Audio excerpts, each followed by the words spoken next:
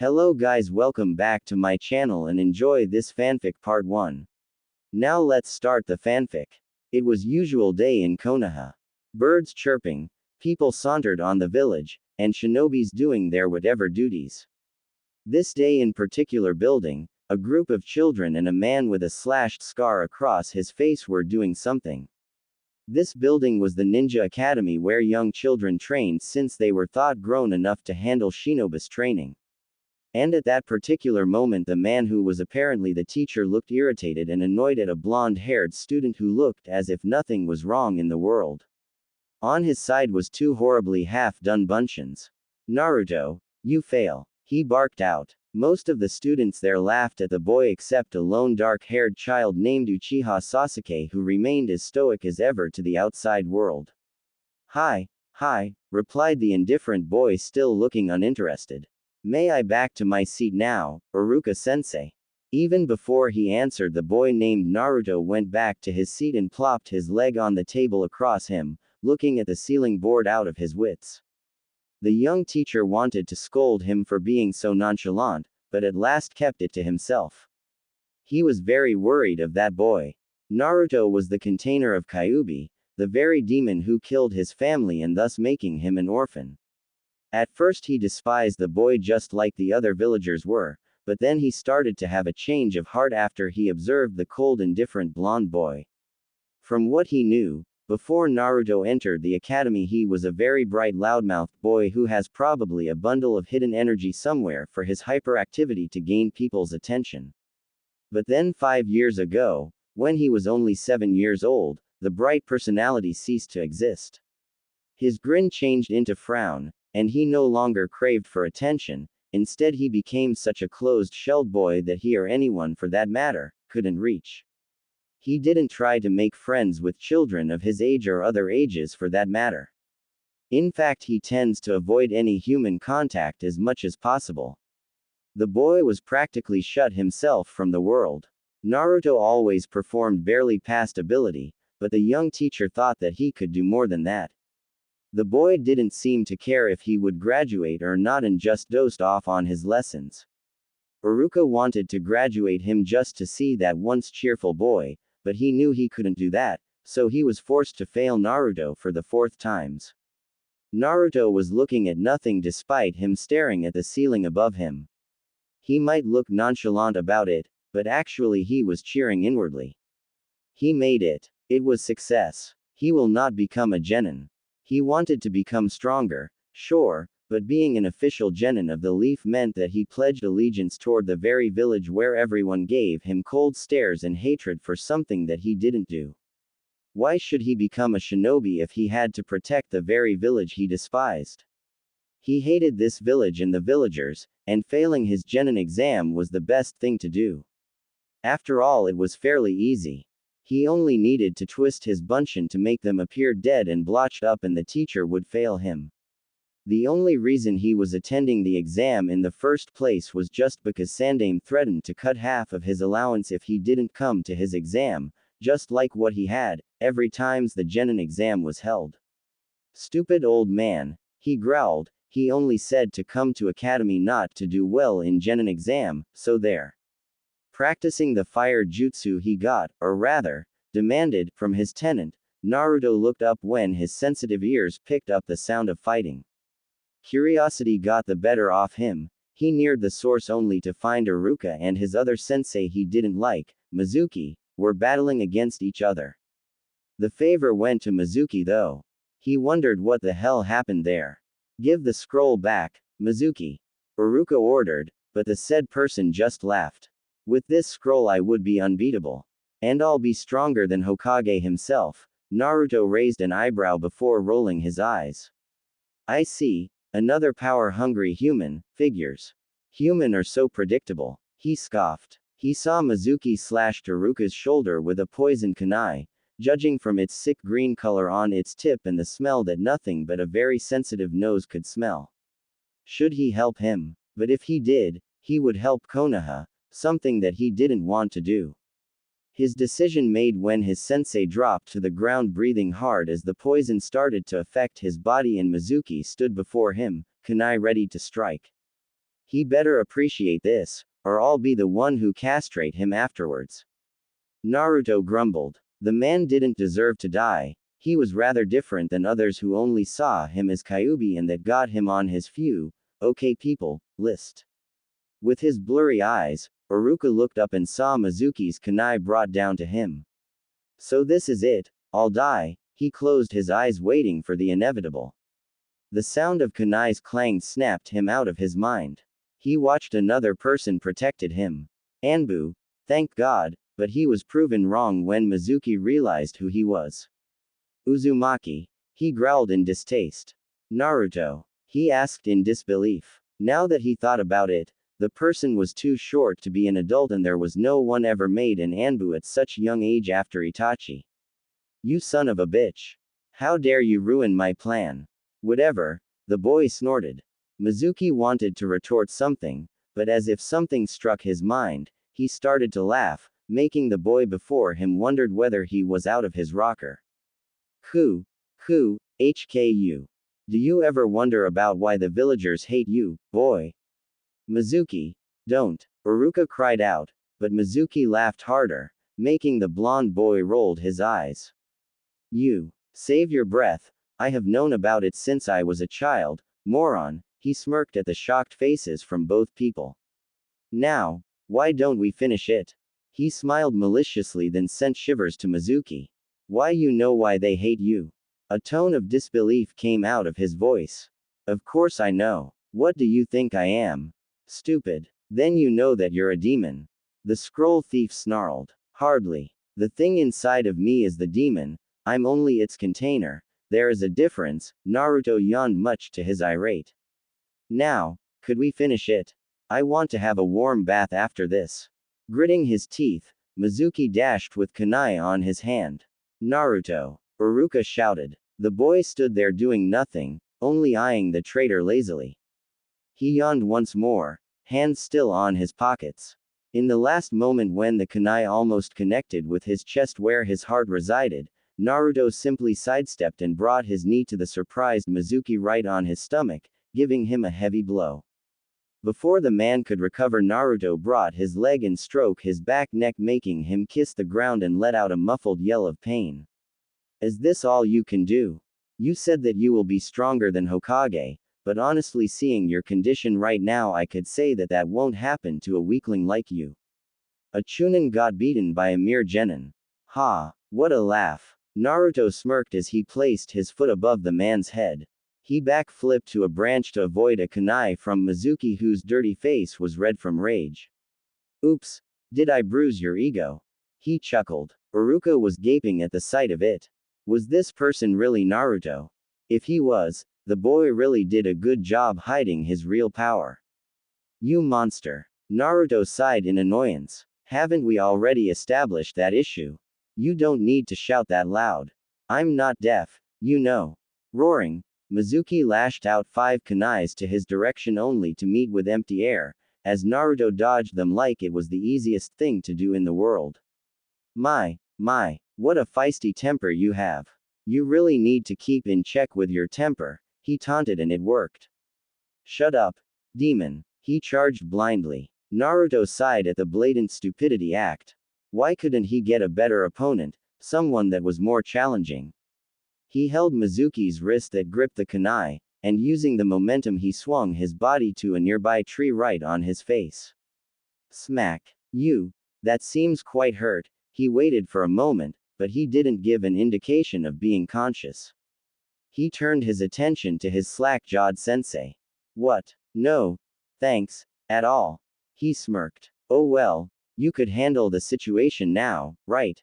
He started to turn. Naruto. Wait. Come here, he said, feeling the poison still inside his system. Quirking a quizzical eyebrow, the boy complied. Close your eyes. You're not gonna try to kill me, right? Because I tell you that it won't work. Iruka shook his head. Sighing, he closed his eyes. He felt him fasten something on his forehead. Blood was drained from his face. It couldn't be. Congratulations, Naruto. You passed as a genin. The blonde boy was as white as a sheet and he looked horrified. Nanny. The shout rang from the forest and scared birds away. Everything went wrong. It went wrong because of a stupid teacher that didn't know what he really wanted. He punched the wall and made a small crater there. His knuckles bruised at the force, but in second, the wound vanished, leaving an unmarred skin. Kyuubi healed him. Thanks, Furball, he smirked and then paused. Yeah, I guess I am a baka idiot after all, he frowned. Tell him. How in the hell I tell him if right now he was in coma? I didn't even have the time to reject it when he just fainted there. Silent. Che, just leave me alone, he muttered and plopped down on his bed, sighing. Whatever, I won't come to academy. To hell with them, he closed his eyes and drifted off to dreamland. Ninja Academy. The students were chatting happily. Today they would be real genins. They didn't care that Uzumaki Naruto didn't come. After all, only the ones who passed the test should come today. They turned around when the door banged open. All talking ceased to exist when they stared at an unfamiliar face. A black-haired woman came in. Her eyes darted over them and she sent them a nasty smirk that gave them shivers. Her hair was short, and she wore a trench coat. She looked scary and intimidating.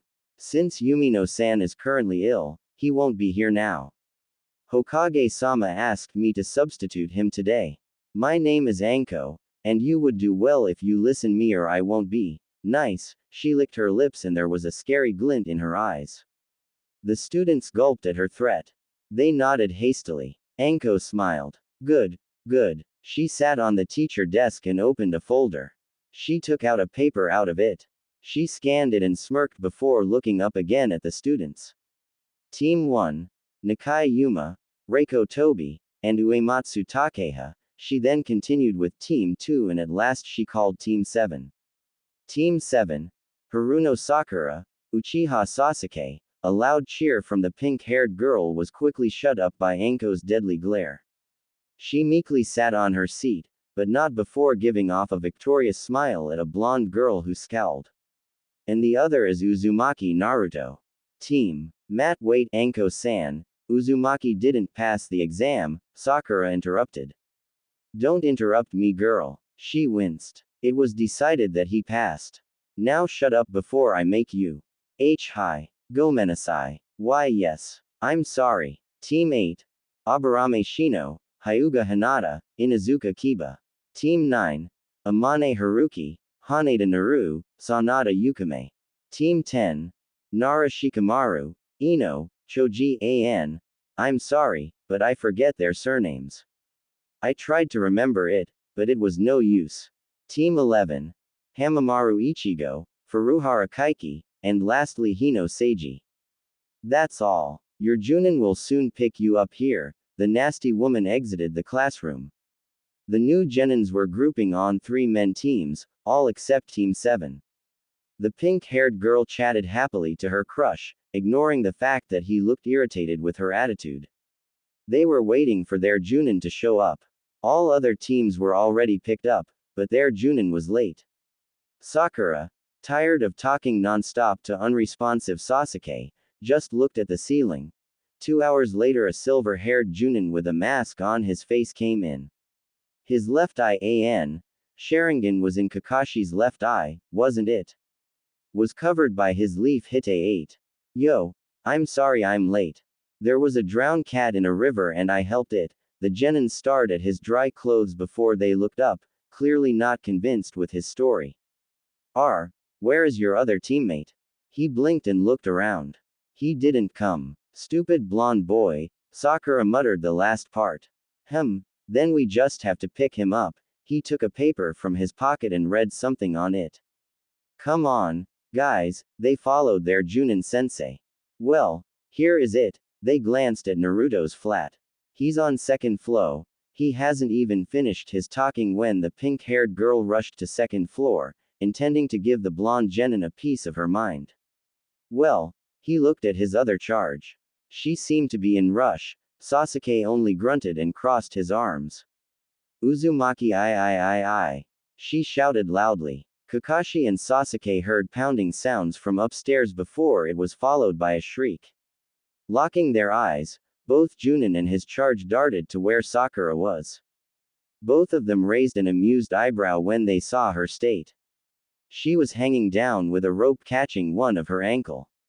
She was covered with sticky goop and feathers.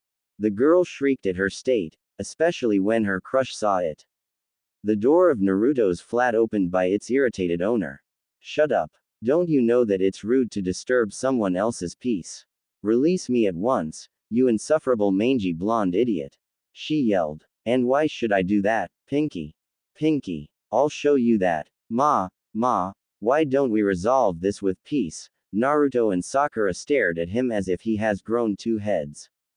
Who are you anyway? And what are you doing here? I'm your Junin sensei, here to pick you up for our Genin team's first meeting. Naruto scowled darkly. Well, you waste your time then he suddenly smirked. Have fun, he said when suddenly a barrage of kunais shot up from the roof. Kakashi and Sasuke, who was beside the older man, quickly jumped back. The sharp weapons hit the floor where they were seconds ago. Not good anew. Just as he said that, the floor beneath him cracked and he almost fell if not for his quick reflex. Unfortunately for Sasuke, he was too late to react for it and fell with the floor. They heard a loud crash and Sakura yelled in fear for her Sasuke-sama. A moment later the dark-haired boy jumped from the hole with a scowl plastered on his face. His body was covered with white flour from head to toe. The Uchiha Avenger looked murderously at Naruto, who simply raised an eyebrow and smirked. My first impression on you is that I don't like you, Kakashi stated. Naruto smirked darkly. Oh, don't worry. The feeling is quite mutual. His eyes glinted. TBC. Short. But oh well. I want to post chapter 2 as soon as I can. Review, please. Q. Naruto acted like Shikamaru. Actually, Naruto wasn't like the lazy Nara at all. He just didn't want to be bothered. Besides, he liked to train. He just didn't think that the villagers worth his time. Q. Don't make him to have superpowers so suddenly. I don't have any intention to do so. He's not smart like Sakura, but you have to admit that he's creative. I just make him have more devious mind than the original. He's skilled in making traps. I will make limit on his power, but I have to think about what limit I will make for him. Give me time, and I'll make up something. And also, he's not invincible. He has his flaws. He's not patient in some things. Situation. Q. What is exactly Naruto's relationship with Kyuubi? They made a deal that would benefit both of them. Let's just say they tolerate each other and will work together for a cause. Q. Naruto didn't want to become a ninja. Actually, he liked being a shinobi, it's just that he didn't want to become Konoha's ninja. Q. Why didn't he tell Iruka that he didn't want to become Konoha's genin? Then I'll just have to cut your allowance. The old Hokage shouted victoriously as he saw the disbelieved look. That's not fair, old man. Naruto snapped, but he only smirked. Fair or not, you still have to attend the exam, he said boldly. Naruto opened his mouth, but then closed it again when he bowed his head and stayed silent. Sandaime hoped that he didn't crush the boy. Sixth drawer, book, he heard him mumbled. He blinked. What did you say, Naruto? Third shelf, fifth, from right. His eyebrow rose as he struggled to hear what the Kyuubi container muttered. Naruto looked up. His eyes were filled with a dark glint and he was grinning from ear to ear. Sandaime didn't like his expression a bit. I said. The sixth cupboard from right, inside the second drawer from below, beneath a journal book. And then another in the third shelf, behind fifth book from right. Sandaime's face paled. Naruto smirked maliciously. Do you want to hear about the other places? What about? Beneath the floor below your table, and then behind the second. How did you know it? The old man asked in panic. Know what? He asked as innocent as he could. The old man wasn't fooled a bit. Know the locations of them. Well, that's a secret. He inclined his head to his right and grinned wider. Old man, you're such a pervert. To think that you have a full collection of that kind of book. I wonder what will happen if your daughter hear it, he said the last part in sing-song tone. Sandaime gulped. He clenched his fist. Fine. What do you want? He asked with raspy and strained voice. Jiraiya's student's son crossed his arms and sat on his desk, tapping on the surface. Now, why did you think I want something? The old man glared fiercely, making the blonde Ninja Academy's student chuckled. Oh fine. Man, you're not fun. If you want to bribe me, what about you doubling my allowance? He smirked as he gazed at his eyes unblinkingly. They stared for 5 minutes in a staring battle which was lost by Hokage. Fine, just go away. He huffed. Naruto exited the office with a renewed happiness. How did I get in this mess again? He took off his hat and then banged his head on the nearest wall, frustrated at being defeated with a simple blackmail, by a mere child no less. End Part 3. Likes, dislikes, dream. Auto. Naruto tilted his head to his right to avoid a punch from Sakura. You should pay attention on where you aim your punch, Pinky, he taunted the irritated girl. Shayna Rooo. Stop dodging, you coward. She swiped the floor beneath him only to have the blonde boy doing a backflip and landed 3 meters from her. Then you should stop your assault, and I will stop dodging. You should be thankful that I release your leg from the rope, he looked amused at the feathers and goop-covered girl. Ma, both of you should stop. We don't have all day, you know. The silver-haired Junin flipped a page from his orange book. Naruto snorted. Who said that I agree to go with you? He challenged.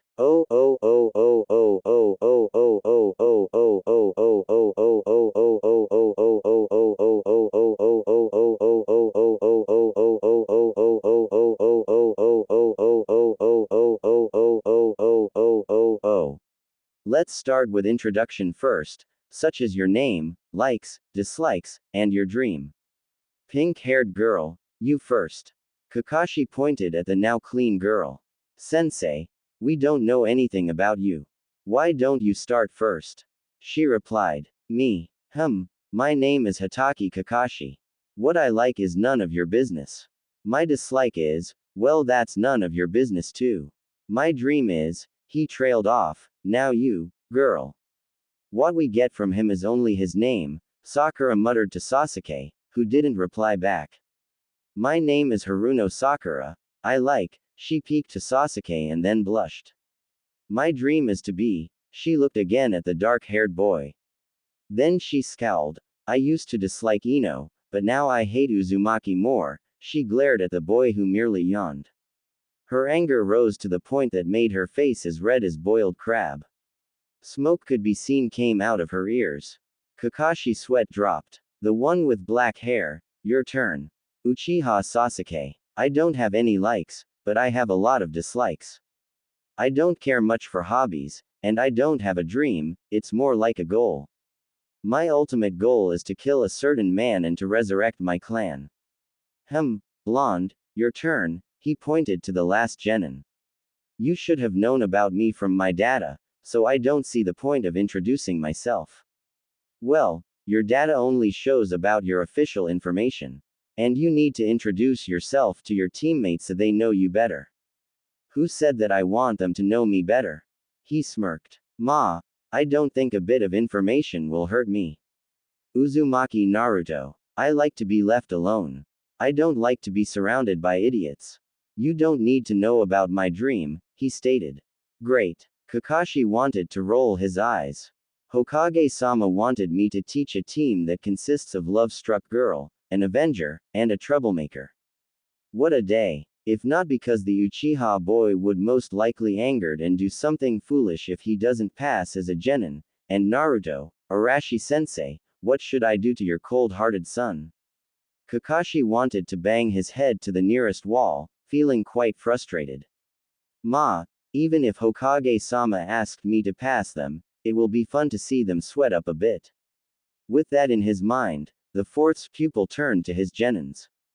Well, now that we're properly introduced, I want you to meet me in training field 7. We will have survival training tomorrow. Demo, but sensei, We have already done that in academy, Sakura asked, feeling quite confused at what he said. This isn't the normal survival training, Kakashi smiled, but there was something that made the girl uneasy seeing that smile. What kind of training is it, then? She asked. The Junin chuckled. What's funny, Kakashi-sensei?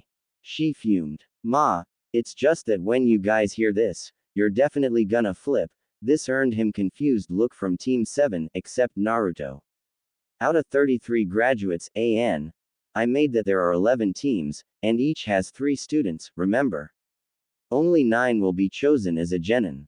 The rest will be sent back to the academy. Naruto's eyes lit up at the obviously good news, for him, at least. EHHHHHHH. The only girl in the team yelled in shock and disbelief. Even Sasuke's jaw clenched. But, we have already graduated as genins. She protested. Kakashi shook his head. That's only the first part of the test. The second part is a test that consists of whatever the Junin instructor decided. The big forehead girl wanted to cry here and there when she heard it. Sasuke frowned while Naruto smirked. I advise you not to eat breakfast or you might puke tomorrow. Dismissed. With that he disappeared from their eyes. Naruto stood up and jumped down from the roof and then ran back to his flat, leaving the other 2 alone still stood frozen on their place. He opened his door and went to the kitchen where his refrigerator stood. Opening it, he opened a can of milk and drank it. He wiped his mouth and smirked maliciously. I can't wait to see you survive my survival training, sensei, he said the last part wickedly. When Sasuke arrived on training field 7, he didn't expect to see Sakura dumped on a 2 meters deep hole acting like a scared rabid dog. There were tears on her eyes, and she didn't seem to see him outside. The pink-haired girl tried to climb the hole frantically to no avail. Her mind didn't work at all. He wondered what happened to her that made her acted like that. There was nothing inside that hole and she acted like ghosts swarmed her. Apparently she even forgot how to jump. 2 meters wasn't deep at all. Only untrained academy student couldn't climb that. Bugs, ah. Get away from me, she shrieked. He blinked. There are no bugs inside that hole, then something clicked inside his mind. Genjutsu. He contemplated whether he needed to help her or not, he scratched his head and sighed. As much as he disliked her, if he didn't help her there was a possibility that she would end at mental institution after this. And he didn't want her parents killed him for not helping their daughter before he could avenge his family's deaths. Oi, Haruno, catch my hand, he didn't want to jump inside, not wanting to know what his number 1 crazy fangirl would do to him if he did that, so he only offered his hand to the girl. She looked up terrified when she heard his voice and then screamed very loudly that he had to withdraw his hands to cover his eardrums as he cringed at the shrilly loud voice. Stay away from me, you disgusting piece of slimy worm. Sasuke gaped. Sakura ran to the other side while waving her hand to swipe the imaginary bugs that swarmed her before. Apparently she was more terrified of him than the bugs. A vein popped on his forehead. Slimy worm. That bitch. He has lowered himself to help her and she dared to call him that. He stood up and walked away, gritting his teeth. Now, he really hoped that she would end at the mental institution, so she could never bother him anymore. Just as he walked 3 steps from the hole, a rope caught his left ankle and pulled him up. Sasuke widened his eyes. He quickly took a kunai and slashed the rope that caught him before landing on the ground.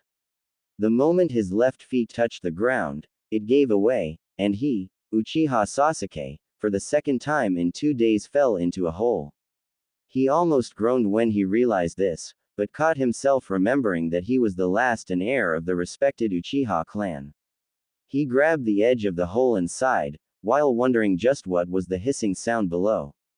He climbed and when he was already outside he looked down into the hole and widened his eyes when he saw just what was making the hissing sound. Snakes. As in snakes, reptilians with no legs, slimy, with 2 divided tongue in the end, and of course not to forget that some of them were poisonous. He shuddered when he realized what would happen to him if he fell in the hole. He vowed to never ever have a deal with Snake in the future. The irony. Don't you think so? Too bad for him he didn't notice that it was only genjutsu and that there was nothing inside the hole besides sticky goop. Deciding that the ground was dangerous, the dark-haired genin leapt to the nearest branch only to slip because of some slippery liquid someone, wink wink, applied there. He balanced his body, but not before he felt something snapped. Just as he touched the ground while hoping that there won't be any hole anymore, 10 kunais shot up at his direction. He deflected 8 that would get him if he didn't do something, while he let the other 2. Unfortunately for him, those 2 kunais weren't meant for him, but for 2 transparent strings that were attached to another trap. 2 giant logs were swinging at him.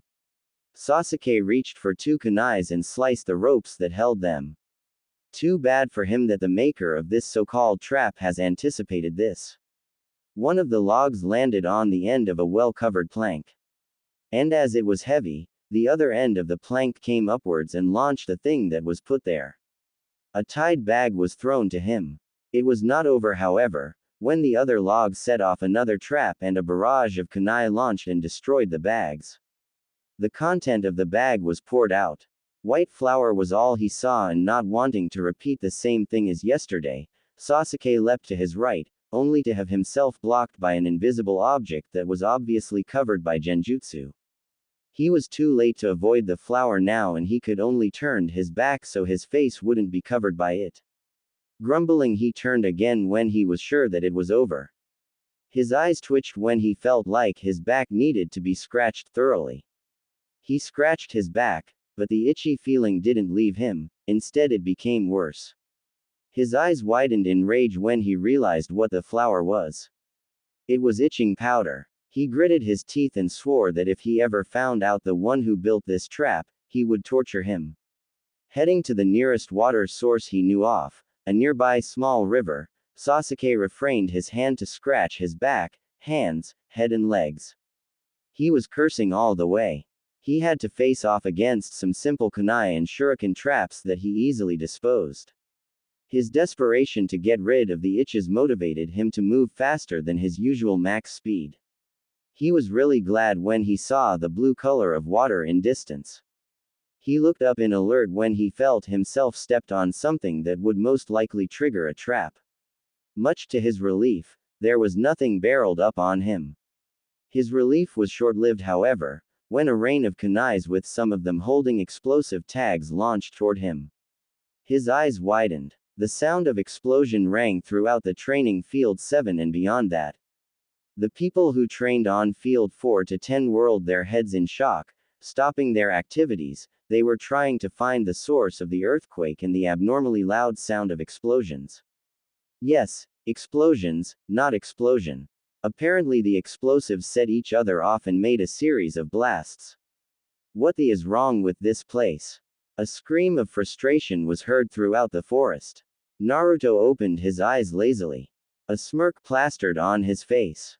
Judging from its sound, the Uchiha heir was in the first layer of the trap field he built.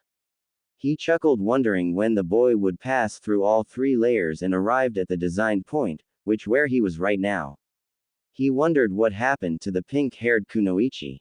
He was sure that he has heard her terrified shriek and knew that she was caught in genjutsu trap on the first layer. He hoped that her mind didn't snap and she became crazy because of severe trauma. Now, if only the annoying Junin appeared. Deep inside him, he heard the fox laughed at his mischief while giving him advice and ideas to enhance his traps. Naruto grinned mischievously. Nah, I just want to prank them, not killing them off. He rejected the ideas, although he stored them for later use. TBC. Sasuke thought that it was a trap left by the previous people used the training field 7 and even maybe Kakashi, who said that he would give them survival test, and not Naruto. He has a suspicion that Naruto was the one who built the trap, but didn't want to admit that he was being bested by the Dobi, and so he pushed that suspicion out of his mind. Reply. Ahe-chan. Well, yeah, English isn't my native language. It is not used daily in my country. Actually, from what I gathered, it is only used for business with people from other countries that used English. My junior and senior high school's English teachers didn't really cover much about grammar. So it was easy to understand that I had tenses, especially tenses like past perfect continuous, etc., that extremely confused me. I developed my writing skill from reading other fics, and you know that not all fics have good grammar. There isn't any writing school around, at least from what I know, not to mention that to attend that kind of school I need money, something that was a bit tight for me. Beside, I only write fanfiction for fun. Anime Game Freak. Bloodline limit for Naruto. I didn't plan to make him have that. But I plan to have him know about Shunshin no Jutsu that his father, Yondaime, has. That jutsu doesn't require bloodline, does it? I'm not too sure. I haven't read manga till the chapters about his father. Heck, Naruto manga in my country has only reached volume 13, in the final Chunin exam, fight between Gaara and Sasuke, and still continuing. Anti-Asasingai. I have read Naruto. Greatest Hero. Blazer 6. No pairings in mind. Too lazy to write about romance. G-man. Thanks for the info. I have remembered Choji's surname after I posted the second chap, but I still forgot Ino's surname. Hitomi no Ryu. Well, actually, I have many more ideas for fanfiction. There are about 70, including the ideas that I have written in. I posted so many titles since my first attempt because I didn't want anyone posting fanfiction with similar idea to mine before I could post my own fic. You could say that I'm selfish or anything, but I like to know that my ideas are original. For my fics that were similar with other people's fics, I wrote that because I am interested to write those. Kitsune Tai. I like the idea where Naruto annoyed the other members of Team more, than got him off of that team. Actually, it was the others that were miserable having Naruto as the member of Team 7. It will be fun to see how Naruto tried to push their button. Oh. Munyukai. No, I haven't had someone beta this fic. Ruchi has already offered to be a beta for me, but he hasn't sent the edited version. Ryu Ken. No, I didn't plan any pairing for this fic. Simple Insanti. Oh, don't worry, I will. Ho ho ho ho ho. Just watch. Tenshi Kaido. What's the difference? The Rogue Otaku. Maybe, you're right. Well, I don't know, let's just see the outcome. Yum 2.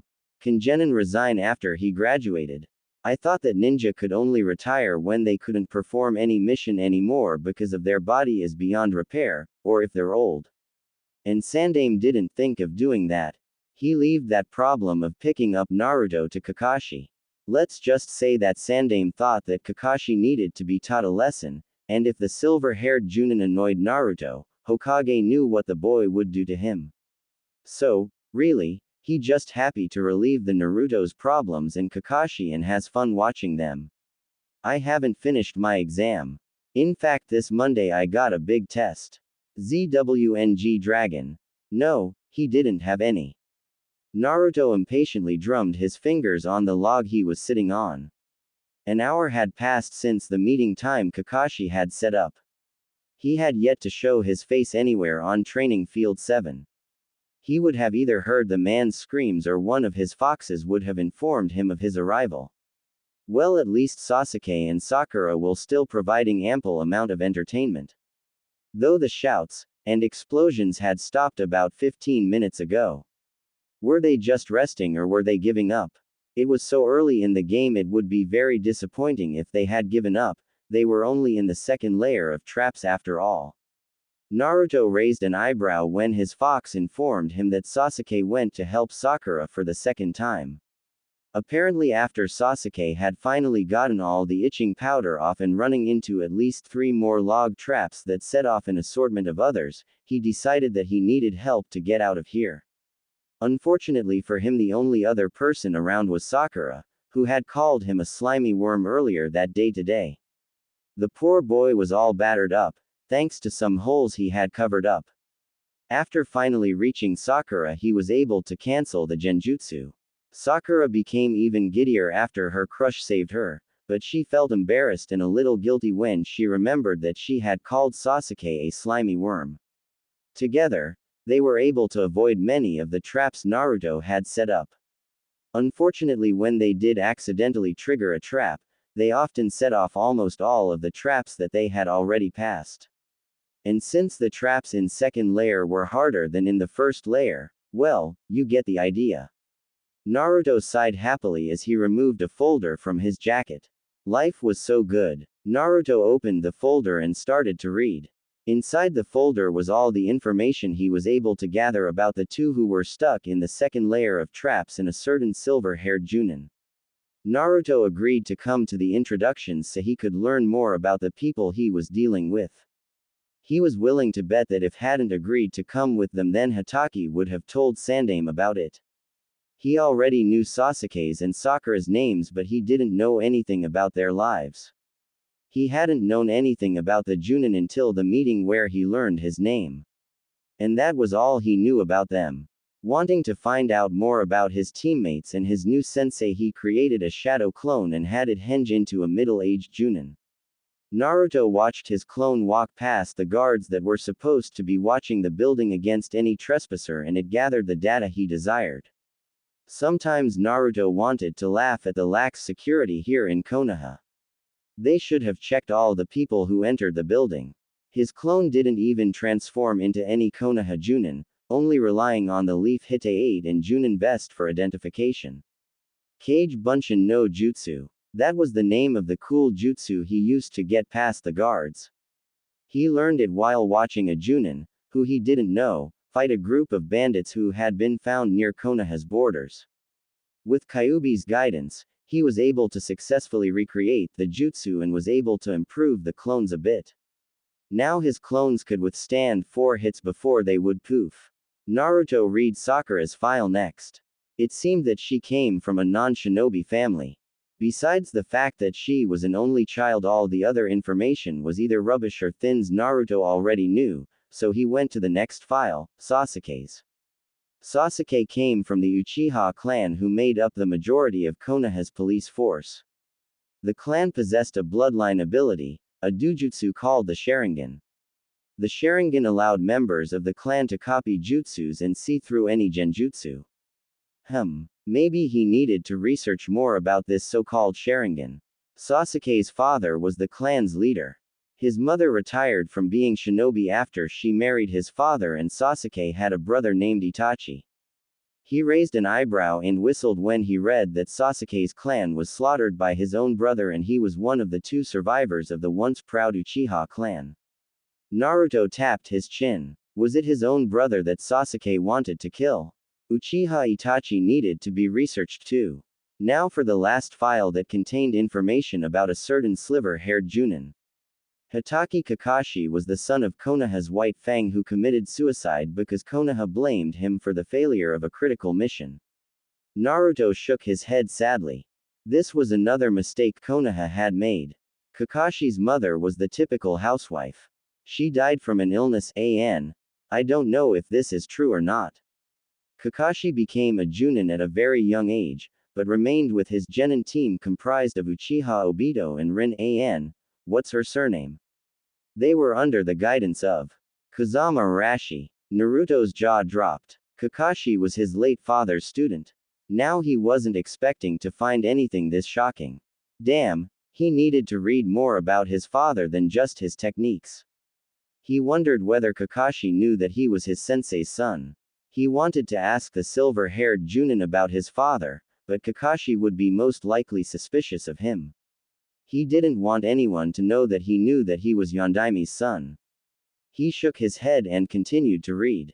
P.S. He read it out loud. Kakashi is also known in Konoha as the Junin with the greatest late record so far. WHAATTTTTTTTTT.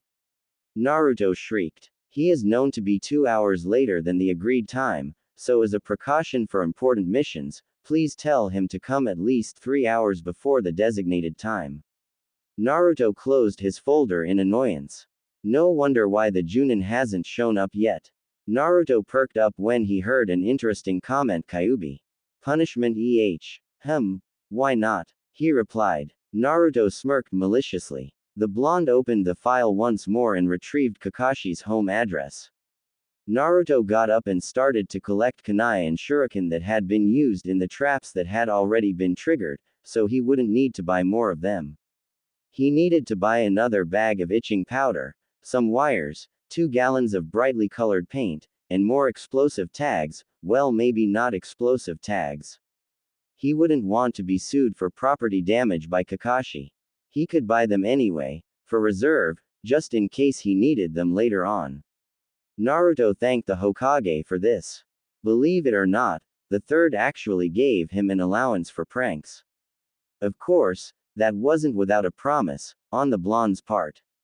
He wasn't allowed to damage any public property and not to prank the villagers. Even if he accidentally did, none of the clues should point to him. So far no one suspected him of those pranks. Almost everyone believed that it was the work of a group of hooligans because the pranks would occur in different places simultaneously. In the villagers' eyes he was a demon, and in the shinobi's eyes he was known as a demon or a boy who had not talent as a shinobi.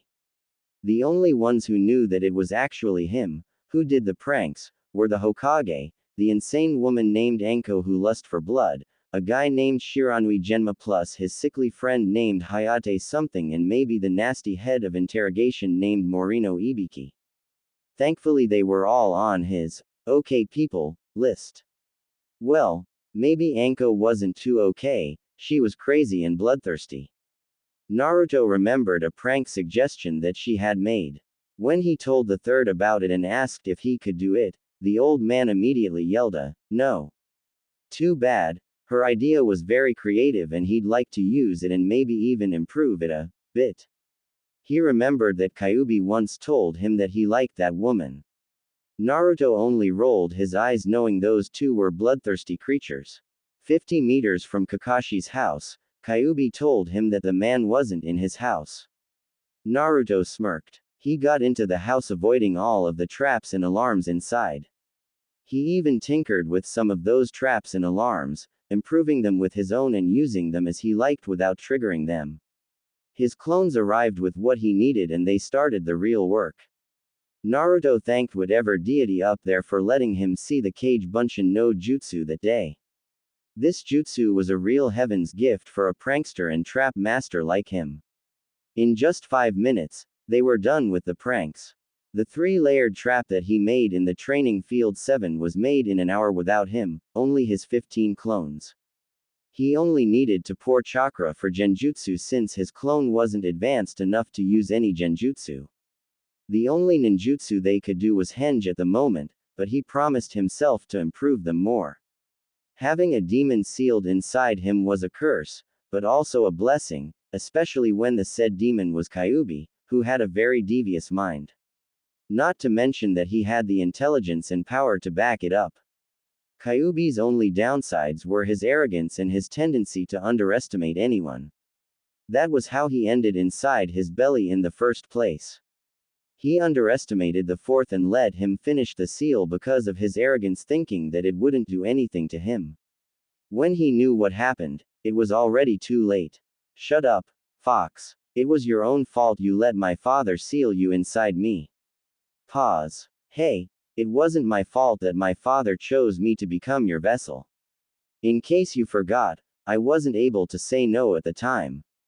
Naruto jumped from Kakashi's window after dismissing his 5 clones and ran toward training field 7 wondering whether Sasuke and Sakura had finished with the traps yet. Geez, your arrogance is your own downfall, he snorted angrily. His relationship with the fox was kinda a love-hate relationship. Okay, maybe not love, because he would never ever love the demon who caused him trouble in the first place. Kyuubi hated him for what his father done, but he couldn't do anything now, so he decided that Naruto had to pay for it by wreaking havoc to the village.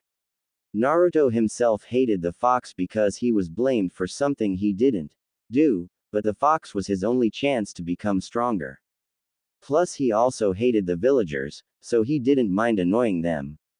They made a deal. Kyuubi wanted to have a strong vessel, a weak vessel would make the fox a laughable material in the demon realm and weak vessels had the tendency to suicide. Also, if Naruto died, so would Kyuubi, and he didn't want to die even if it meant he needed to train the boy whose father was the one who sealed him. Naruto wanted to become stronger. Kyuubi hated his father and Naruto also blamed his father for his misfortune. Both of them didn't like Konoha. They decided to work together. It's been 5 years since Naruto found out about Kyuubi and communicated with him. That was their relationship then and still was even now. There was no love lost between them and it was this relationship that they were most comfortable with. They didn't need to like each other to work together. Survival was the most important thing for them. Naruto found the trunk he had previously sat on. Taking a moment to sit down, he then put 2 fingers to his lips and then whistled without sound. No more than 30 seconds later, 5 small red foxes were sitting below him waiting for his instruction. He told 2 of them to search for Kakashi, 1 to search for Sakura and Sasuke and the other 2 to stay with him. He jumped down to the ground and sat below the tree and petting the purring foxes sitting on his stomach into his side. 2 minutes later the red fox on his belly, a red fox with a black strip on its neck perked up. It paused for a second before it yipped. Naruto smiled. The fox he asked to search for Sasuke and Sakura had found them. He put his hand on the black stripped red fox and closed his eyes. Images bombarded his brain. Sasuke was bandaging the wounds he recently got. 2 meters across from him, Sakura was angrily trying to remove the mud that covered her strawberry-colored hair. Naruto smirked. He asked the fox on his belly to tell its friend, who had its eyes on both genins, to continue watching them. He withdrew his hand from it and laughed loudly. He stopped when the fox on his left side yipped. His smirk grew wider. They have found the Junin. He placed his hand on its forehead and immediately saw Kakashi in his mind. The Junin was standing in front of a stone that Naruto remembered as the memorial monument reserved for shinobi that died on a mission, or to put it simply, killed in action. He wondered what he was doing frozen in front of the stone. Did the Junin have any friends whose name was carved there? One of the fox got closer, so Naruto could see the names. He thanked Kyuubi for his enhanced eyes. Naruto saw Obito's name there and realized that it was the same Obito that was his father's student. He understood the implication, but growled when he decided that even if Kakashi used his sweet time for his dead friend, didn't mean that he needed to be late for everything just to remember his teammate. It wasn't Professio, the heck. Why did he care about shinobi professionalism? He sure as hell didn't want to be Leaf Shinobi, and if Kakashi wanted to be late for Leaf's meeting, that was good for him, wasn't it? After all, it would be Konoha that got the blunt of his lateness. Still, it was him now that was waiting for the annoying Junin. Shaking his head, Naruto quickly sent 5 clones to reinforce the traps on the way between them. The Junin needed to be taught not to stay late when he was meeting with Naruto or the consequence would be dire. 30 minutes later, Sasuke and Sakura arrived. Dirty, wounded, torn clothes, angry, and of course not to forget wounded pride in Sasuke's case. What happened to you? You look like as if you were mauled by wild beasts or something. Naruto couldn't keep the amused expression off his face. The 2 whipped their heads in surprise. They hadn't detected his presence. When Sakura saw his clean state, she was angry. It was you, wasn't it? She bellowed. Me. It was me what? He replied as innocently as he could. It was you. Who set those freaking things? Sasuke glanced at them and then narrowed his eyes at the blonde. Why did you think I'm the one who built those traps? He asked calmly, but his lips twitched, holding his laughter. See. You knew about the traps and you didn't trigger them. That means that you were the one who built them. She yelled as loud as she could. Maybe it was you who couldn't avoid simple traps like though. Shut you p. Okay. He shrugged in a way that infuriated her much more. With his 2 foxes in his hands, Naruto jumped higher on the tree to avoid her wrath. Good choice, because the pink-haired girl was ready to kill him, not that she could, of course. She didn't seem to realize that Naruto had 2 red foxes with him, but Sasuke saw them and he stared at Naruto with an unreadable expression. A loud surprised shriek sliced through the silence of the forest, quickly followed by a barrage of explosions. Sasuke and Sakura looked at each other. They sympathized with the poor soul. Unbeknownst to them, those triggered traps were more dangerous than the ones they faced off. Luckily, it was a Junin, a genius one at that, who faced those traps or he wouldn't survive. 15 minutes later, after seeing two high-level Kaiden jutsus break through the treetops and fly into the air, a disheveled silver-haired Junin walked in limp covered by sticky green goop. Sakura made a disgusted moan after seeing it and thanked heaven that she wasn't the one who received it. Mud was much better. It would dry up and was much easier to remove than the sticky goop. Sasuke and Sakura immediately glared at Naruto. The culprit was clear now. If the Junin himself was also at the receiving end of the prank, then it meant that the clean one was the culprit. Unless the Junin made a mistake when he made those traps, but that was unlikely. Yo! He greeted the two incredulous genins. I'm sorry I'm late. I was running from 4 colonies of bees that attacked me, Sakura almost yelled. Liar!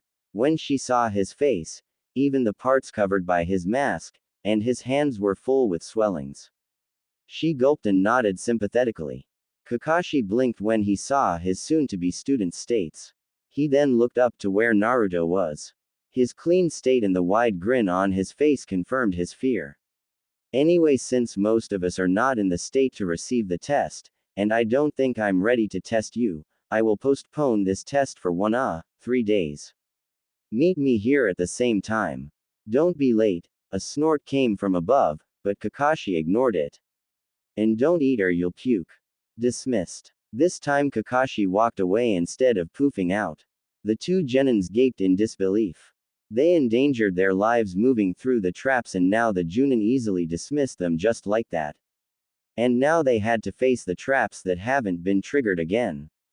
Nanny. This time Sasuke joined Sakura as they bellowed incredulously at the Junin who was not in their sights anymore. Naruto grinned. Mission success. Now he only needed to hear about the other traps. Kakashi was wrong if he thought that he was already safe. Sarutobi Asuma tapped the table in front of him impatiently. He was currently waiting the other Junins to hear the Genin exam result. So far, only Shiranui Genma arrived with the news that his team didn't make it, while Asuma's team members were succeed in becoming real Genins.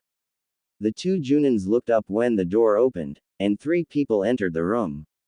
Yuahi Kurenai, a genjutsu specialist, walked in with satisfied look plastered on her face, so Asuma could conclude that her team passed the test. Now, Gekko Hayate's and Yorino Korugi's faces were more difficult to read. Hayate brought his hand to his mouth and coughed. Asuma never understood why the sick shinobi didn't stop being shinobi. The sick Junin always seemed as if his life was on thread and would die if he fought against enemy shinobi, regardless his excellent sword technique. Korugi was a silent Junin and his face betrayed no emotion, so Asuma gave up on reading him. So, the cigarette-obsessed Junin started. How are your teams? My team passed, Kurenai smiled. Inuzuka Kiba is a very energetic kid, and a loudmouth, she added afterwards. Inuzuka, isn't that the dog user clan? The red-eyed woman nodded. Yes. The other one is Aburame Shino, a very quiet boy and creepy if I could add. He uses bugs. The Junin woman shivered at the mention of bugs. Ah, I hate bugs, she exclaimed. And I also got the heiress of Hyuga. Her name is Hinata. She is very shy though, and didn't have any confidence whatsoever on her bone. Hopefully I can make her more confident after some training. So you got a Byakugan user and 2 animal specialists in your team, Genma voiced in. What about you Hayate? The Junin asked his sick friend. Hayate coughed before answering. They failed. He simply told them that. Can you elaborate about your team? Kurenai rolled her eyes. Men. Nakai Yuma is an average genin, he's rather shy and prefer to stay alone. He's Kagero's son. Reiko Tobi has good taijutsu but really at genjutsu. His ninjutsu is average. Uematsu Takeha is a troublemaker and like to start a fight, but doesn't have the brain to support his brawl. Nothing interesting about them, He coughed again. What about your team, Yorino-san? Kurenai asked politely. The quiet shinobi was her acquaintance, but she wasn't close with him, so she called him with his surname. My team consists of Amane Haruki, Haneda Naru, Sanada Yukime. Nothing interesting about them. They failed. He took a seat beside Asuma. Well, my team is the next generation of Yamanaka, Nara, and Akamichi. The Yamanaka girl, Ino, is really loud. He winced at his memory. Nara Shikamaru is even lazier than his father, but he has the brain.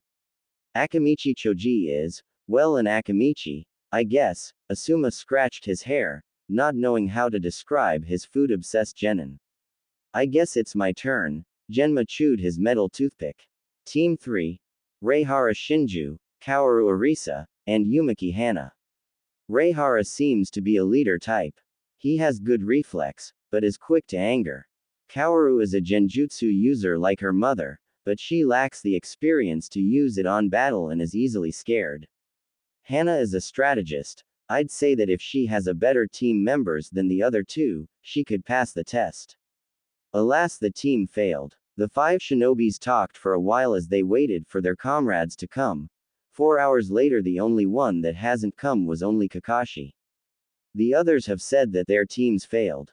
If Kakashi didn't fail his team, then the Junins had to pick up 3 genins from the failed teams to be the new genins. They didn't know that Sandame has decided that Team 7 will pass. Oh, Kakashi, my eternal rival, you shouldn't come late for a meeting like this. You could corrupt the burning Konoha youths.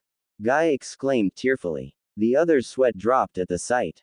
Guy was the last year genin team sensei, but he decided to take part in the meeting. Ignore him, one of the Junins, a female medic nin named Heika Shiori, said. The rest of the Junins completely agreed with her. Half an hour later, someone with silver hair entered the room. Kaka. Asuma gaped at his comrade's state. The other Junins gawked at the silver-haired Junin in disbelief. Even Yorino and Hayate raised their eyebrows. Ah, yo. The son of Konoha's White Fang scratched his back in embarrassment. The Junins there were wondering what happened to the genius shinobi. He looked as if he had a great battle and got his butt kicked.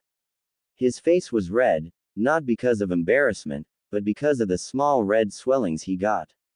He got a bandage on his forehead. His left arm was bandaged and some locks of his hair were colored blue, green and red. Even Guy couldn't say anything when he saw his rival's state. I'm sorry I'm late. I have met with a little devil that caused me some problems that I have to cancel the genin exam, and when I came home, I triggered the newly placed and my own tinkered traps that I have no doubt that it was done by this little devil. And after that I have a problem with some polices because my neighbors sued me for public disturbance, because of the blaring noise from my speakers that was part of the traps. He cringed at his memory. Silence. The Junins continued to gawk. Anyway, I'm late because I have to wash myself because of some traps. Go to hospital to get my injuries healed and go to Hokage's tower to request a genin team to fix my completely messed up house and go to the police for my case, he added. It was actually Hayate and Genma who broke the silence. They looked at each other, knowing the real identity of this little devil, before blowing in laughter. It broke the ice and the rest followed their leads. Kakashi's face was as red as tomato now. Kurenai thought that it was cute, since she never seen the cool and collected Kakashi looked so flustered and irritated like that. PFT, Genma smirked mischievously. Now, that's what I call a good reason unlike your other lame reasons. He picked his toothpick. So, who's this little devil? I thought that you peeped some girls in bath and they caught you, Kurenai asked curiously. Oh, Kakashi, you shouldn't let anyone beat you. It was my job as your rival. Guy clasped his hand. Or does this mean that a new rival has risen for me? The others ignored the green beast of Konoha. So, how's your team? Team 10 Sensei asked. Kakashi sighed before he took a seat in front of his smirking comrade. Like I said, I cancelled the genin exam because of my injuries, so I haven't known their abilities yet. I have told them to meet me again in 3 days. With the added injuries I got in my home, however, I think that I should make it 5 days. Anyway, from the introduction yesterday and the short meeting today, I can conclude that Uchiha Sasuke is a bit suicidal with the whole "I'm better than you" attitude. Haruno Sakura is a love-struck girl who doesn't have a motivation to be a kunoichi except to ogle at Sasuke, and Naruto is a real pain in the with a very devious mind and really, really creative. I admit that he has gotten the better of me with his mind-boggling traps that landed me in this state in the first place, the silver-haired Junin growled. That's Naruto, all right, Genma snickered. Kakashi shot him a suspicious glare. Naruto. One of the Junins raised his eyebrows. The Kyuubi's vessel? He asked in disbelief. Shiryoku Ren was a fair shinobi. He was one of Konoha's shinobis that survived Kyuubi's attack. And even if his sister was dead that night, he didn't blame Naruto like the rest of the villagers done. He knew the difference between the blonde boy and Kyuubi.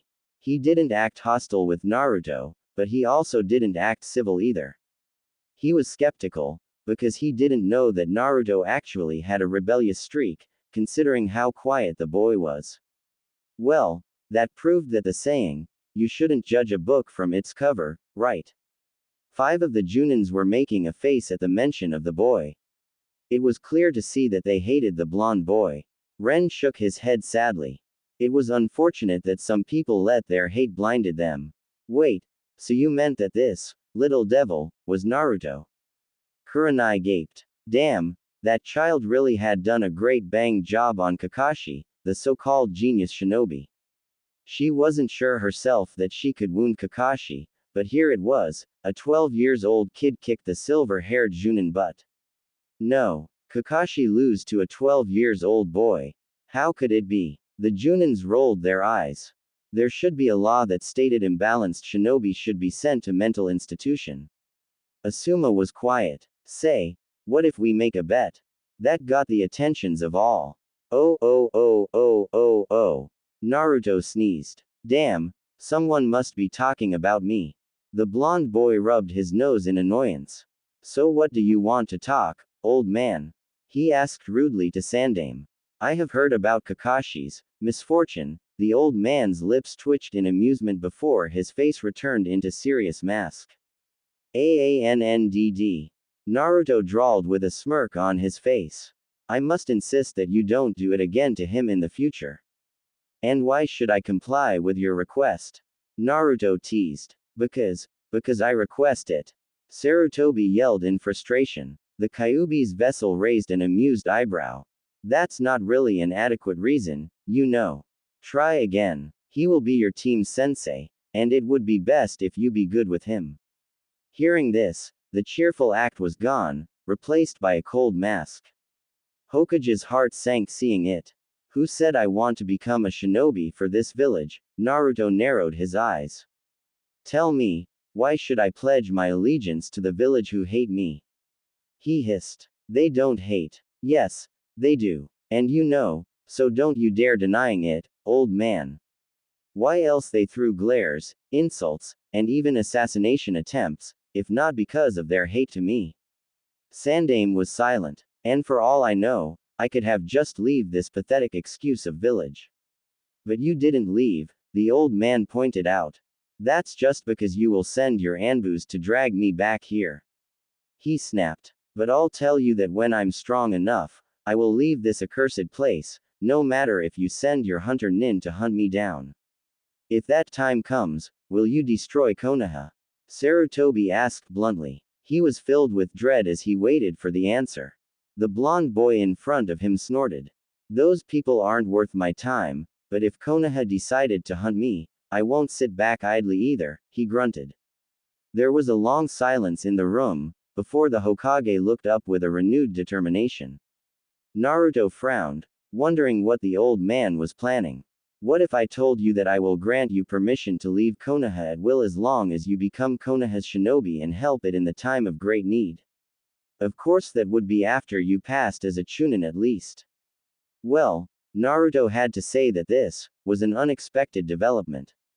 Even the fox demon inside him was speechless at hearing the offer. That was a great offer, actually. The old man must be pretty desperate to have him as Konoha's shinobi that he offered something like this. He wondered why though. Was it because he was Kyuubi's vessel? Or was it because of his father who was the fourth? Naruto opened his mouth, but closed it again. He consulted with Kyuubi for his decision. After a long moment of silence, the two came into a decision. Fine, I'll do it. The old man breathed a sigh of relief, but Naruto hasn't finished yet. But under some conditions, Sarutobi looked up with a frown. What are they? 1. If I'm attacked by some of your people, Naruto frowned. No matter that they are shinobis or civilians, I have the right to retaliate and won't be punished for that. 2. He didn't give the old man a chance to speak. You will give me that permission no matter if I become Chunin or not.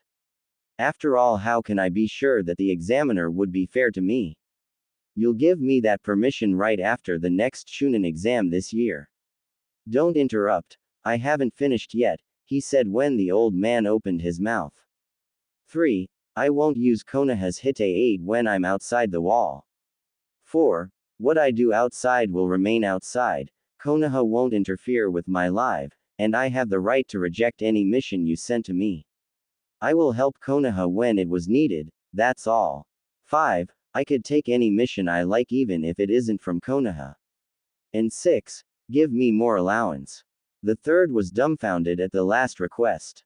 Well, Naruto asked impatiently. Then I want you to promise that you won't kill them, just incapacitate them if they attack you. Naruto shook his head.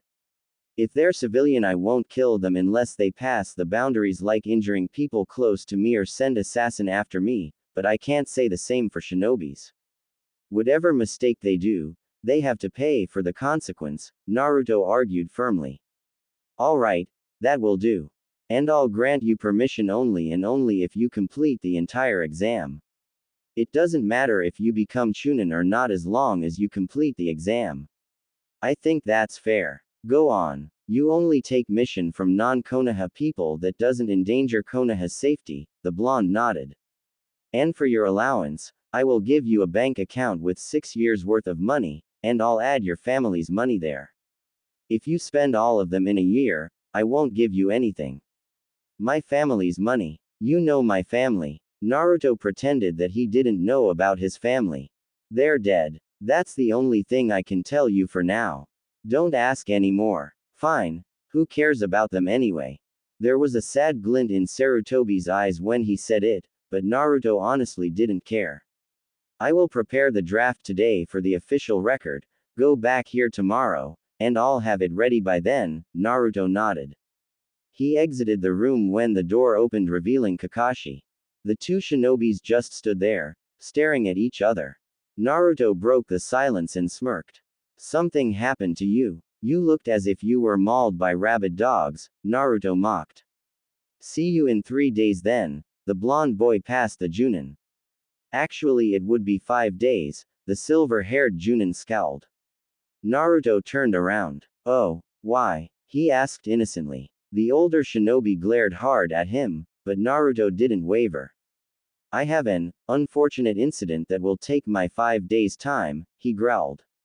Tell Sasuke and Sakura when you met them. Naruto's father's pupil turned from Naruto and walked toward the sighing Sandaime. You call me Sandaime-sama. Naruto snorted and closed the door as he exited the room. It seemed that he had to change his plan. He might haven't promised the old man that he wouldn't prank Kakashi, because Naruto and Sandaime were preoccupied and forgot about it completely when the old man gave the offer to Naruto, but since he agreed to be Konoha's shinobi for the sake of his freedom, he wouldn't prank him in their next meeting. That didn't mean that he wouldn't prank him and his teammates after that though. Naruto cackled evilly along with the fox inside him. TBC. Does the deal surprise you all?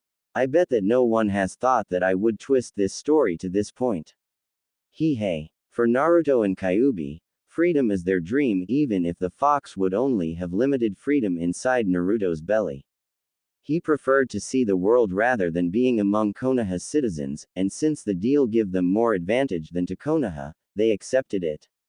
And what's this bet Asuma talking about? The door opened, revealing the old Hokage and a black-haired woman that Naruto wasn't familiar with. Damn, I miscalculated the timing, Naruto mumbled.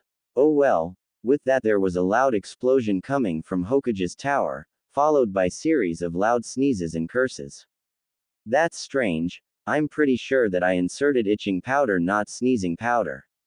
Naruto frowned. Taking out his backpack, he opened it and searched for his itching powder. He took out a bottle of white powder and gave an inaudible gasp when he read the name of the powder. Super sensitive pepper. Guess I was too much in hurry when I snatched this bottle. Naruto went back to his spying and saw that the guards that were stationed there ran toward Hokage's office, and sneezed violently just like their leader and the unknown woman. Naruto looked down at the transparent bottle on his hand. Sensitive indeed, he smirked mischievously. That was the first time Anko met with Naruto's prank. Sandaime, Anko, and the Chunin guards weren't able to perform their duties, and to sleep too, in about 2 days straight, because the medic nin couldn't help them with their violent sneezing problem. The next day Naruto ordered a new batch of super sensitive powder, and put them in his hidden cabinet where he usually put his highly dangerous prank substances for his next prank. End. Part 7. The Bell Test. Naruto knocked the Sandaime's office door loudly and entered the room when he heard a "come in" from the leader of the Leaf. The old Hokage didn't look up at the blonde and instead searching something on the mount of paperwork piles in his table. Inwardly, Naruto wondered why did the old man accept this job, since it seemed that it just brought headache, judging from the frustrated look plastered on the old man's face. Ah, here it is. Sandaime cheered joyfully when he found what he searched for, a small scroll with Hokage's signature. This is our contract. We only need to seal it off with our bloods, Naruto nodded. He carefully read the scroll sentence by sentence. It wasn't like he thought that the old man couldn't be trusted, but more thinking that he probably forgot to write some of the conditions. After giving a double check, Naruto bit his thumb and smeared his blood in the spot above his name. He gave it to the Leaf's leader, who quickly did the same like him, only it was above his own name, instead of Naruto's. I also have transferred the money to your account, but I haven't yet sorted out your parents' money. It will take almost a week to deal with your inheritance, he explained. The blonde genin candidate only shrugged as he took the contract scroll. He tuned and touched the doorknob when Sandaime called him, and Naruto, please don't prank Kakashi the next time. I won't make any prank for the next meeting, but after that, he trailed off before giving a smirk to the old leader. Sarutobi sighed as he watched the Kyuubi vessel exited his office. Kakashi, I can't do anything for you more than this. From now on you're on your own, he mumbled. Oh oh oh oh oh oh. Naruto held back his laughter when he saw a bedraggled genin candidate coming closer. The dark-haired boy had a flock of his hair singed and 2 cuts on his clothes. He was a bit dirty as well, even though it was nothing compared to what he looked like 5 days ago. A scowl marred his face. The Uchiha heir has arrived at Training Field 7. The young shinobi gave a death glare that was of course being ignored by the blonde, much to his irate. Sasuke sat on the ground below a tree that he deemed far enough from Naruto and settled there, trying to ignore the smirking shinobi who currently played with 2 foxes around him. They were different from the foxes he last seen Naruto with, he noted. 15 minutes later, a more disheveled-looking genin candidate arrived. She appeared to be pretty tired and her pink hair was a mess. She didn't even give a look at her crush, something that Sasuke was both glad and curious at the same time, but understood later, as she stalked angrily to the young blonde. Naruto whistled at her state. She looked like she was dragged out of her bed and didn't have time to prepare. Forget to set up your alarm, Haruno. He chuckled and quickly stood up and doing back flip to avoid the upcoming punch. His foxes jumped to avoid being hit too and ran to the forest. You're too slow, Haruno. One might think that you are already over 50 years old, he mocked. It was really easy to get a rise from her and he really enjoyed making people irritated, especially when it was Leaf Citizen or his enemy. I didn't forget to set up my alarm. And this is your entire fault for ruining my favorite clothes. She punched again, but Naruto jumped to the tree above them. Her inner Sakura was cheering for her host to give some harsh lesson to the prankster. Now, I just helped to fix your fashion sense, he said cheekily. His foxes yipped in agreement, but Sakura's mind wasn't on the animals. My fashion sense. My fashion sense. She was practically shrieking now. Naruto rubbed his ear to add her anger. What do you know about girl fashion sense? You male. She couldn't find a word to describe her loathe toward the boy above him. Do you know how long I was preparing myself for Sasuke-kun? Nope. Nah. Naruto shook his head in mirth at the panting girl below him. The pink-haired girl pulled her hair angrily, making her hair messier than before, much to the two boys' amusement, although the Uchiha boy hid it well with his indifferent look. She screamed in anger loudly before she went away from Naruto in rage. 15 minutes later she already back to bug Sasuke, much to the boys' irate in Naruto's mirth. 10 minutes later and Kakashi still wasn't there, so Naruto made a shadow clone to replace him when he used the time to train, without the other two genin candidates knowing. 2 hours later the two genins were on the verge on searching Kakashi and mutilated him. After dealing with Naruto's traps, Sasuke really wasn't in the mood for waiting the silver-haired Junin while an annoying fangirl budged him all the time.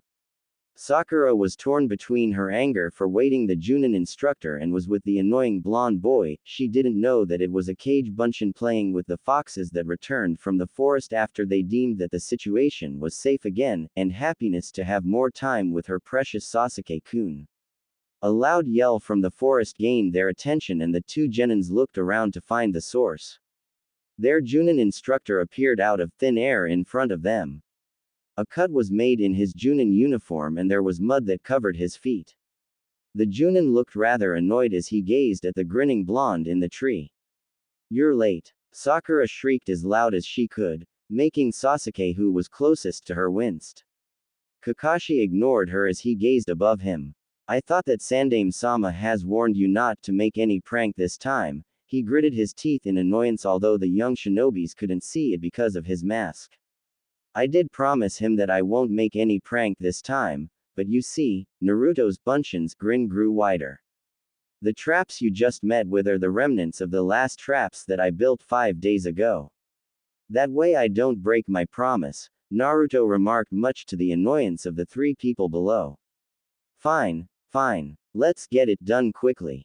The sooner I can get you out of my sight, the better, Naruto shrugged before poofed out. What the? A second later Naruto, the real one, emerged from the forest, walking as if he owned the world. So, what's the test? The blonde said cheerfully, much too cheerful for their tastes. Giving a glare to Naruto after he understood what exactly happened, Kakashi coughed and brought forth 2 bells, gaining their attention.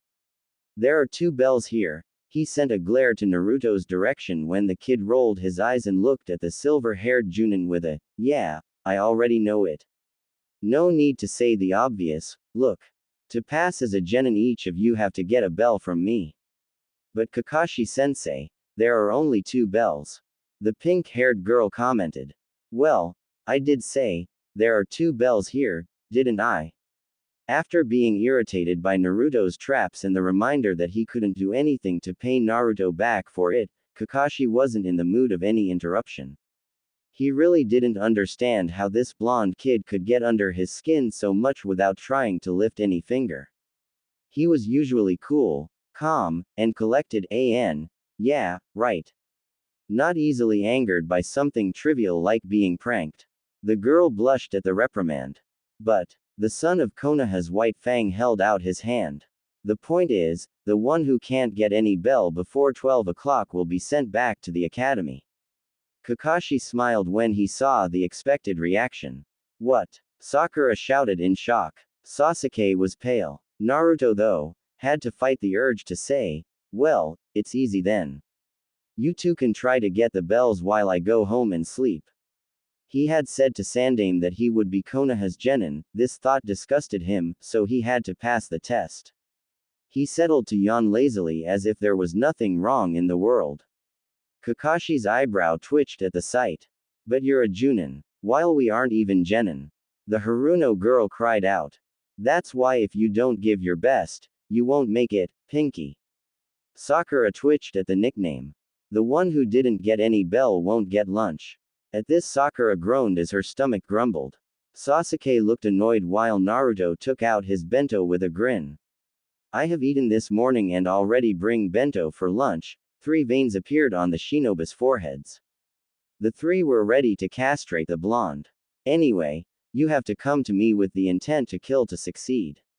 Now go. Just as he said it, a blur from his right rushed to the silver-haired shinobi, surprising him. He blocked the attack with a punch and felt the blur latched onto his arm after avoiding his punch. Kakashi's eyes widened when he saw a red fox clutched his sleeve with its small claw and wring his uniform as if it was rabid dog. Thank you, Chibi Kitsune. A cheerful greeting came out of Naruto. Mouth turned their attention to the blonde. They gawked to see him taking out the bells from a brown fox's mouth and petted it, making it purr in satisfaction. The red fox in Kakashi's arm let him go and went to the young shinobi too, expecting to be petted like its friend. Naruto stood up and threw a bell to Kakashi. I only need one, he grinned. Kakashi had the urge to bang his head to the nearest tree. The annoying blonde ruined his test. They were supposed to work together to get the bells to pass the test. And he couldn't say that he did it the wrong way, because there were no rules that forbid the use of animals, and it was also a form of teamwork between the animal and its master. And speaking of animals, his file didn't say something like this. Kakashi pondered for a while. The Hokage would kill him if he didn't pass the team.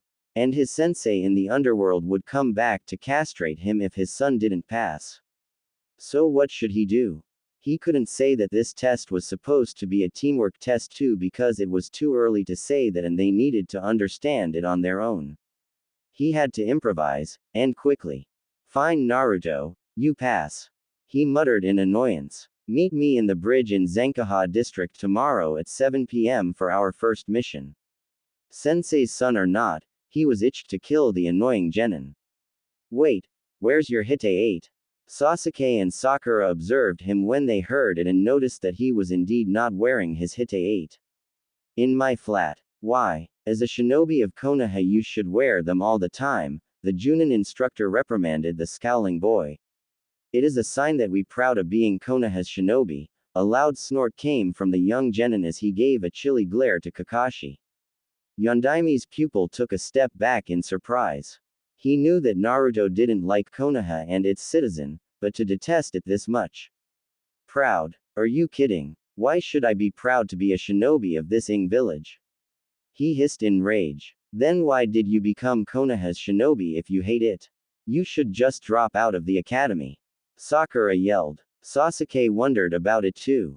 She froze when Naruto turned to her with narrowed eyes and even colder eyes. Shut your blabbing mouth, Haruno. Or I'll make you shut up myself. This isn't your business, Pinky. He scowled and left them. The 2 foxes followed their angry master. Kakashi sighed and shook his head. Arashi-sensei, what should I do with your son? He's so difficult. Kakashi-sensei. Kakashi looked up and met the frightened face of Sakura. He sighed inwardly. Why did Uzumaki hate Konoha so much? Kakashi scratched his back. I can't say why, but just know that he has the right to hate Konoha. He noticed that Sasuke paid attention to him. Apparently he was intrigued by the blonde boy's act. Let's finish the test. Since Naruto has passed it, there will be only one of you that will pass. At this Sasuke looked confident, while Sakura looked scared thinking that there was no way she could compete with her crush. Not only he was stronger than her, she also didn't want him to get mad at her if she bested him. Kakashi-sensei, she looked down timidly. I think I'll pass this test. There is no way I can do it. The said Junin almost groaned in exasperation. Oh, man, there goes my test. Oh. They passed, came the weighted announcement from the silver-haired Junin to his giddy comrades. Woo, I told you they would pass. A black-haired Junin with brown eyes shouted happily thinking about the money he won. Some Junins groaned knowing that they lost their bet. So, how did they do it? The other also looked curious, even they who lost the bet. Kakashi slouched on the chair and sighed. He scratched his back. They passed, all right, only it wasn't in the way any of us thought, so no one win the second and third bets, really. The second bet was when they would realize the meaning of Kakashi's test. While the third bet was who would realize the meaning of the test. The ones who thought that Team 7 wouldn't pass didn't bet on the second and third and instead would bet on the fourth bet, when Kakashi would tell them they didn't pass. And the fifth bet, how Kakashi would humiliate them. What do you mean by that? Asuma looked intrigued. Kakashi sighed once again and recited how his test was ruined. Oh oh oh oh oh oh. Naruto rammed the tree in front of him in anger and watched in satisfaction as it gave off from the power he hit it with and dropped to the forest ground with a loud crack and created a local earthquake. Stupid Hatake, he growled. Stupid Haruno. They should go to hell. The foxes around him yipped to soothe his anger. Naruto looked at the pleading looks the foxes gave him and sat on the ground. The foxes walked closer and circled him. The blonde's face softened and he scooped one of them, a dark red fox with 4 white legs that looked as if the fox wore socks. He lifted the fox with his hands and brought him closer to his face. I'm not angry with all of you, you know, Naruto smiled softly. It yipped and licked his face. Hey, it licked again. The other foxes jumped to him and played with Naruto. Naruto laughed and spent his time playing with his foxes until they felt tired and slept around him. Laying on the ground below a tree, Naruto gazed at the sky. The stars were twinkling brightly in the dark sky. Naruto took out his contract scroll. At least, we will be free soon, the fox inside him agreed. TBC. Phew. Part 7 is actually done. I wasn't in the mood to write these days, in fact when I wrote this I wasn't in the mood to write anything, and instead using my time to read fanfictions and sleep. Don't forget to give me your review. And remember, that I won't be able to update my FIC before August 18th. I will have to read the information I have on Lot R again before I can continue my FIC HP in the Ranger. Damn, I shouldn't make too many OC characters there. I got a problem to remember all names. Sometimes, most of the time, when I want to give reviews to some writer, the damn computers didn't let me. It irked me to no end when it happened. GRMBLJR. Biki glared sternly at the prisoner bound on the chair in front of him. I asked again, who is your hirer? He asked harshly. The man whimpered, but still clamped his mouth. Ibiki sighed. This was getting nowhere. He eyed at the broken shinobi in front of him. The man's fingers were broken, his arms were dislocated, and his face was rearranged. The interrogation squad has tried to make him tell his secrets since 7 hours ago, but the man still wouldn't talk. A knock on the door to the interrogation room earned the head of interrogation department's attention. Enter. Who the hell this was again now? Unless it was overly important, no one should interrupt any interrogation. A flock of blonde entered the room, and Ibiki's eyebrow rose. Ah, Naruto-kun, he greeted the boy with a grin, especially when he saw the bottle on his hand. You already finish it? He asked eagerly at the darkish purple liquid. His 2 subordinates looked at him and the 9-year-old boy back and forth, wondering what their boss was doing with the Kyuubi's vessel. He seemed rather close with the cursed boy. Yup, my new recipe. Just finished it 2 hours ago actually. Naruto glanced at the prisoner with an eyebrow. I see you have a tough one here, he muttered. Ibiki scowled at the captive. Yes, he's a tough one indeed. Care to test my potion? I need a guinea pig after all. Free of charge for this bottle, the Konoha's shinobi smirked in a way that sent shivers to his subordinates, as well as the captive who appeared to be resigned with his fate. Of course, Naruto tossed the bottle lightly. A devious smirk was formed on his boyish face. The huge shinobi caught it from the air easily and opened the bottle cap. Purple smoke exited the bottle, and small insects crawled inside the dark liquid. Ibiki scrunched his face curiously. What does it do anyway? Well, The plan is to have insects inside it crawled inside your body. Make a real pain inside too, he added cheerfully. Ibiki squinted his face and observed the small insects inside it. The insects appeared to have sharp like claws. The eyes were big and had tails too. He whistled loudly. He didn't want to know where the boy found these insects. Thanks, I'll use it. The captive's eyes widened. Ibiki-san, is it wise to use it to a prisoner when it is untested? A leaf shinobi came forward nervously. Nah. Beside Naruto-kun needs a guinea pig anyway. What better way to test this potion than to test it on a prisoner? With that, his left hand cupped at the captive's chin and forced him to open his mouth. Ibiki poured half of the content of the potion inside. There was no reaction for a minute and they were thinking that the potion has failed. When suddenly the prisoner, eyes widened and he coughed blood. He started having seizure and had breathing difficulty. Ibiki's assistant stepped back with a gulp. Ibiki stayed silent for 2 minutes. Now, tell me who is your hirer or I'll pour all of it inside you. The man looked horrified by the news, but he still didn't talk. If you be good and answered my questions you'll get the cure. The man answered his question, with difficulties of course, and Ibiki asked another question. The process was repeated for 10 minutes until Ibiki was satisfied with his findings. The cure, please, the man wheezed. Naruto-kun, where is the cure? He asked, only to see the blonde boy shrugged in indifference. I told you that it is my new recipe. I haven't finished the cure yet for maybe another day. The news flashed like a thunder to the prisoner who looked like he'd rather be killed than waiting and endure his pain for another day. Don't worry. If my calculation is right, the insects wouldn't eat him alive for another day until they needed nutrients for their larvae. The leaf shinobis, except Ibiki, went green and wanted to throw up. That sounded worse than the Abarame's bugs. Ibiki looked alarmed. Larvae. They won't spread anywhere, right? Nah. That's the use of the liquid. The insects could only live near the liquid so you won't need to worry. I'll give the complete instruction how to use it to you. Damn, it works just like what I want. He grinned. Ibiki-sama, what should we do with this man? They looked at the writhing prisoner. Ibiki and Naruto stared at each other for a moment before they shrugged simultaneously. He just have to wait for the cure tomorrow, I guess, he said as if he was discussing the weather. Just kill me Al already, the man whimpered. Nah, couldn't do that, buddy. I'm a man of my words, I promised you the cure, and you will get it. You just have to endure for a day.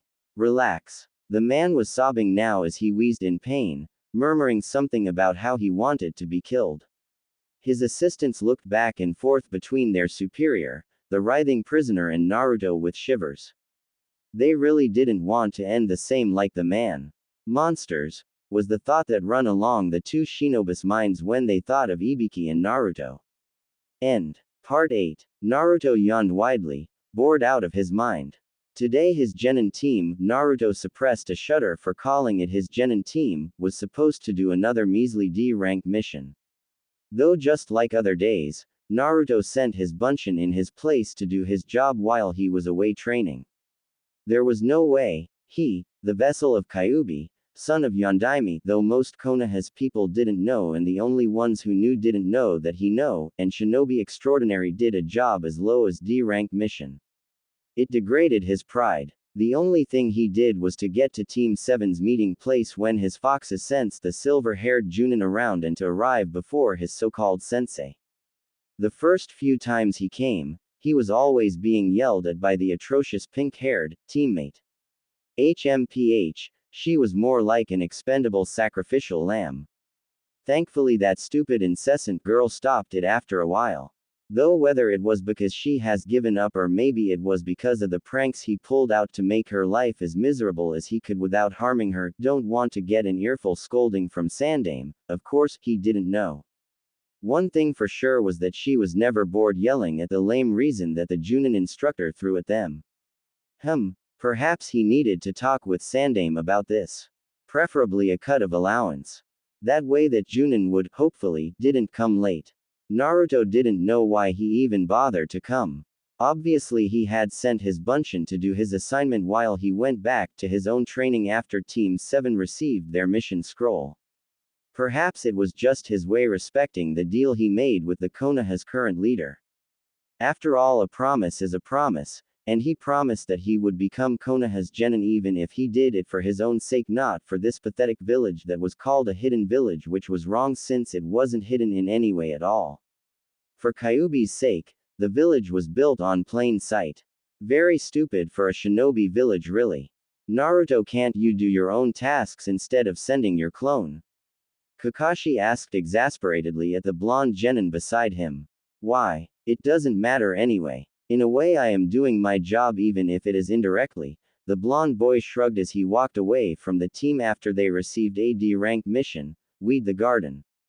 His clone that he has just left behind looked back and forth between him and Kakashi. These missions are supposed to polish your teamwork. Naruto scoffed. As if there was teamwork to begin with. And this Junin wanted him to polish this non-existent teamwork. He must be crazier than he first thought. I don't care about a goddamn teamwork. Plus, if you want to talk about teamwork, perhaps you should come on time to the meetings in the first place. That way I might reconsider. Note that you've done nothing to make me and those other two brats stronger. Are you really a Junin instructor? The way I see it, when there are dangerous opponents, those two would soon get their battered and hopefully get killed. They're lucky that at least I give them some training. Kakashi wanted to point out that it wasn't actually a training considering how many pranks Naruto executed inside his traps, but decided to shut his mouth. He had to admit that Sasuke and Sakura improved a little after facing those daily traps. The two genins were being more careful than they were 3 weeks ago, considering they had to predict whether Naruto put a trap somewhere to make their meeting more interesting. Thankfully he hadn't built trap like the 3-layered trap he had built weeks ago. The silver-haired Junin watched as Naruto walked away from the rest of the team with a sigh. He felt like he didn't fit to be a Junin teacher for failing his sensei on teaching his son. Alright, let's just get this mission done. Sasuke, Sakura, and Naruto clone followed him. Oh. Naruto panted. He stared at the opponent in front of him with a smile, not the kind of mischievous smile or the likes, but a smile that looked as if he enjoyed what he was doing right now. In the darkness of the cave, 2 red eyes glowed from the shadow. The figure growled and it immediately ran at the blonde in impressive speed that would probably took almost everyone off guard. But Naruto wasn't one of them. He jumped to the cave roof and planted his feet there. Naruto's eyes searched for his opponent in the darkness. He threw a kunai in the direction where he saw a movement there. The silhouette moved away from the kunai and it made a sound clang when it flung from the rocky surface of the cave. Kitsunbai, Naruto whispered before he breathed a blue flame from his mouth toward the silhouette.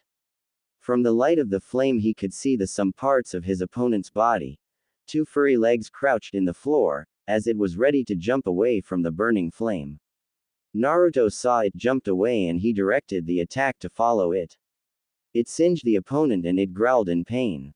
The figure planted its feet to the rocky wall and sent a green flame of its own toward Naruto. The genin's eyes widened and he hurriedly made a blue flame barrier in front of him. The green and blue flame met and it created a brilliant light that illuminated the cave. His opponent let out a growl of annoyance out of its mouth when the green flame died out. 2 tails danced angrily around him. The blue flame shield was still there. Oh come on, Kibi, I only singed some furs, Naruto said to his annoyed opponent. No need to get serious. The 2-tailed fox turned its face away from him. Naruto sighed as he watched it sulked. How about this? I'll give you a bunch of meat. Its ears perked up and it turned his face to Naruto. It yipped in agreement. Naruto smiled. It was easy to make the 2-tailed fox demon happy when he offered food to him. Wait here, I'll be back soon. With that Naruto went toward the cave's exit. Oh. The next day. I can't stand it anymore. Sakura banged the table Sandame was currently using. She glared at the old leader who only raised an eyebrow at her behavior. Give us a better assignment, something more challenging. Not some measly assignment like catching that cat. I swear if Team 7 sent to catch that cat again, I'll wring its neck for the trouble it caused us. Who knows that maybe that cat will actually feel grateful to get killed. Iruka stood up from his table. Sakura, you should know that you're still a genin and you're not even a genin for a month. But Iruka-sensei, she whined. No, Iruka, let her say what she wants, the Hokage waved him off. The academy teacher frowned, but complied with his superior's request. Do the rest of you feel the same?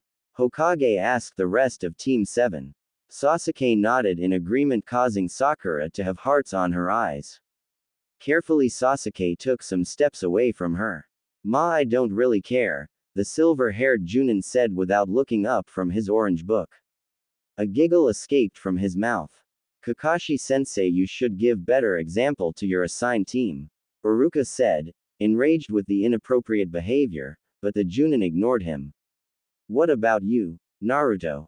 Hokage asked, earning the attention of others.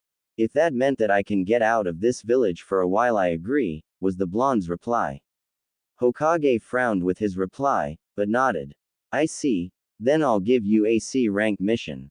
But Hokage-sama, Iruka complained. I have decided it, Iruka, the Chunin nodded mournfully. Your mission is to escort a bridge builder named Tazuna back to Wave Country. A man entered the office. He looked like a haggard drunken man. My name is Tazuna, the super bridge builder. Naruto downed the rest of the introduction as he wondering how the man could coincidentally arrive just after his name called. He wondered whether the man stood behind the door for a long time until he heard his name called. Don't he have to take a pee or something? Naruto thought. Of course he had known that there was a man behind the door, but his presence didn't seem threatening and Sandaime surely knew about him, so he shut his mouth.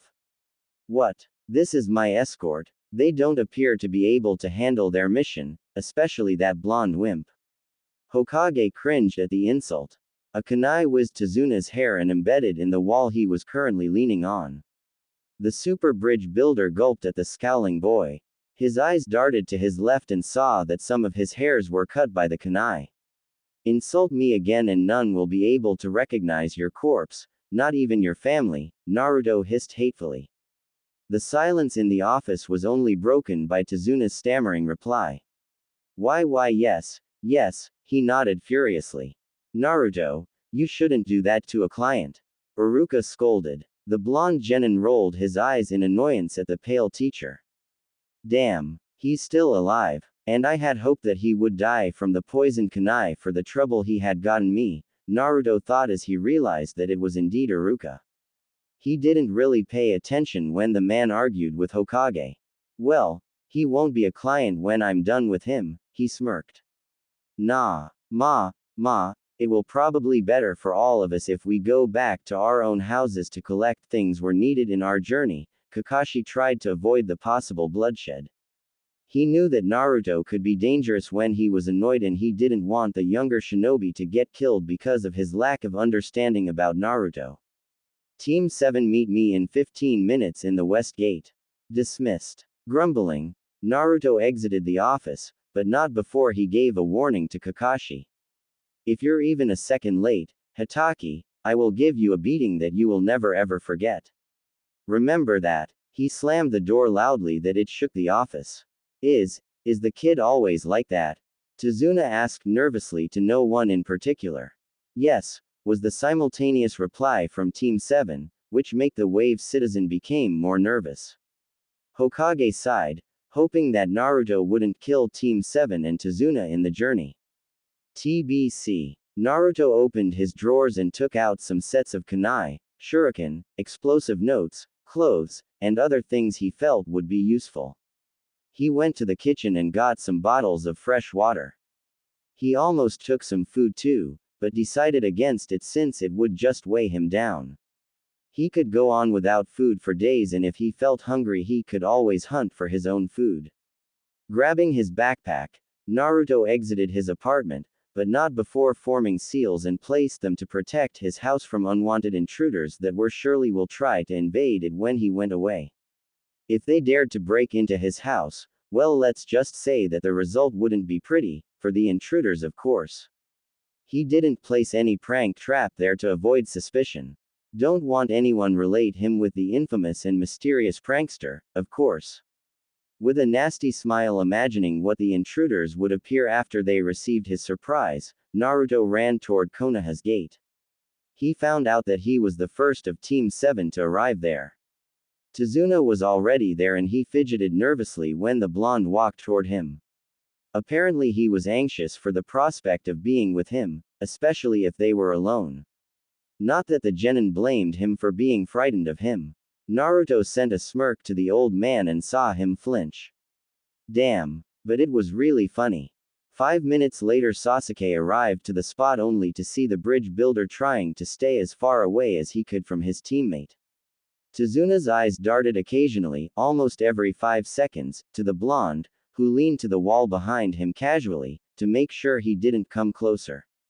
Feeling a bit annoyed that it was Naruto that made the man frightened and not he, the vengeful avenger, Sasuke put himself between them to make sure the other genin didn't kill their client before the mission even started.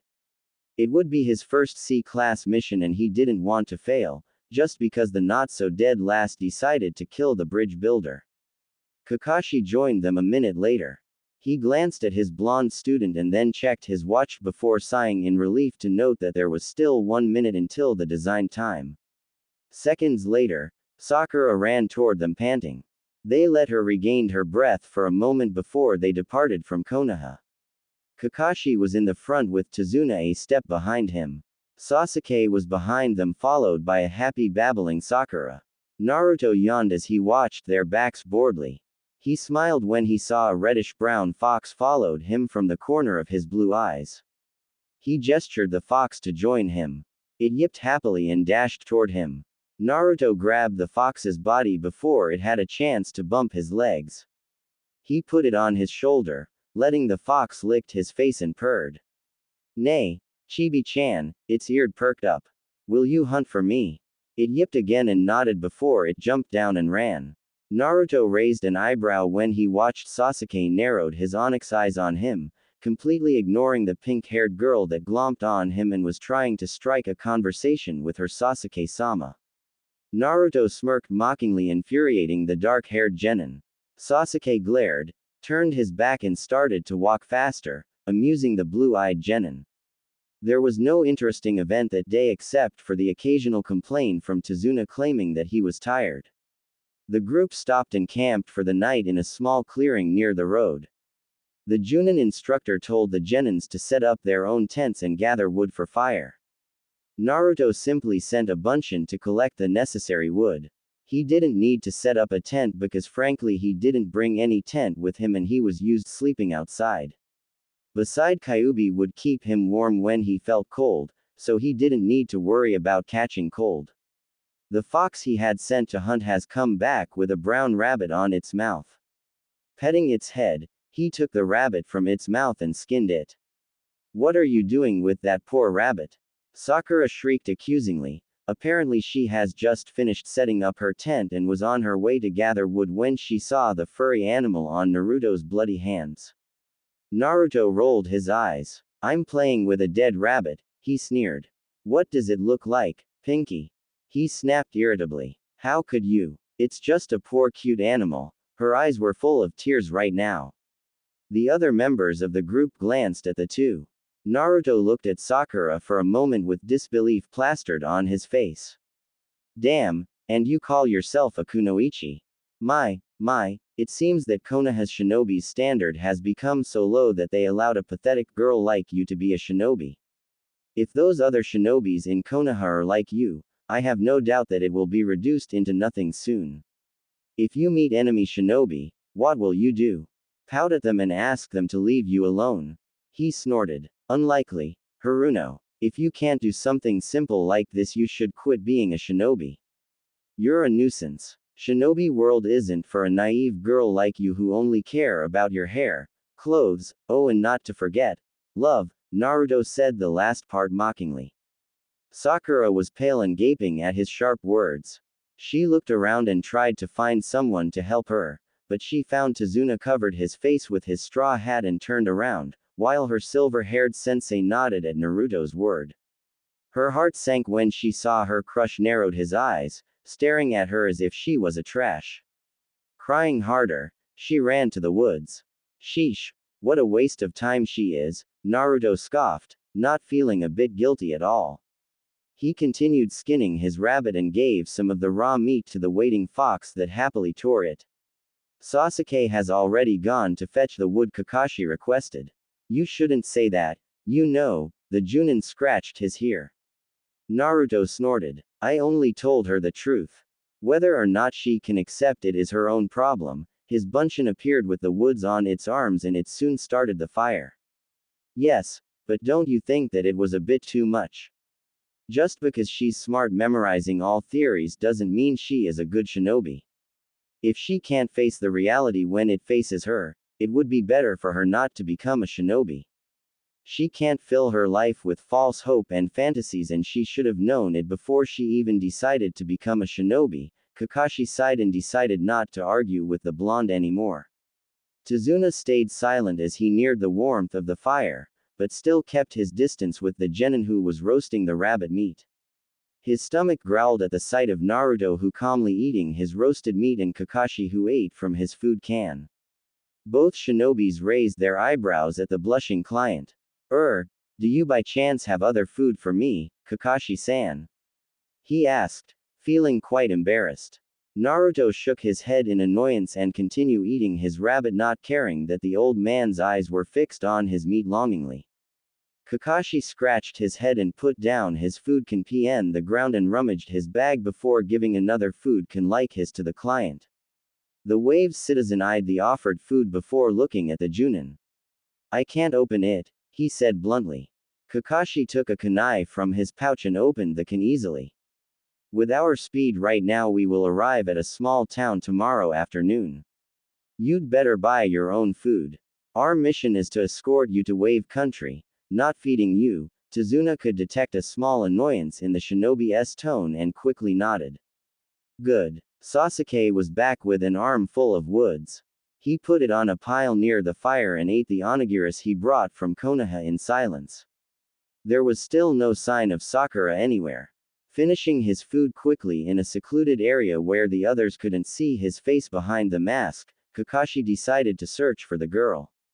It would be bad on his record if he let one of his first genin team died in her first C-class mission because she was lost and got eaten by wild animals. Naruto eyed the leaving Junin for a moment before snorting to himself and went back to his own food. His fox that already finished its own meal yawned and settled itself in Naruto's lap. Tazuna looked at it in disbelief, wondering why a cute animal like it could be so comfortable in the devil boy's presence. When the Kyuubi boy finished eating, he licked the blood on his hands, which was a lot since he hadn't washed his hand after he skinned the rabbit, making Tazuna went all green and put down his food can.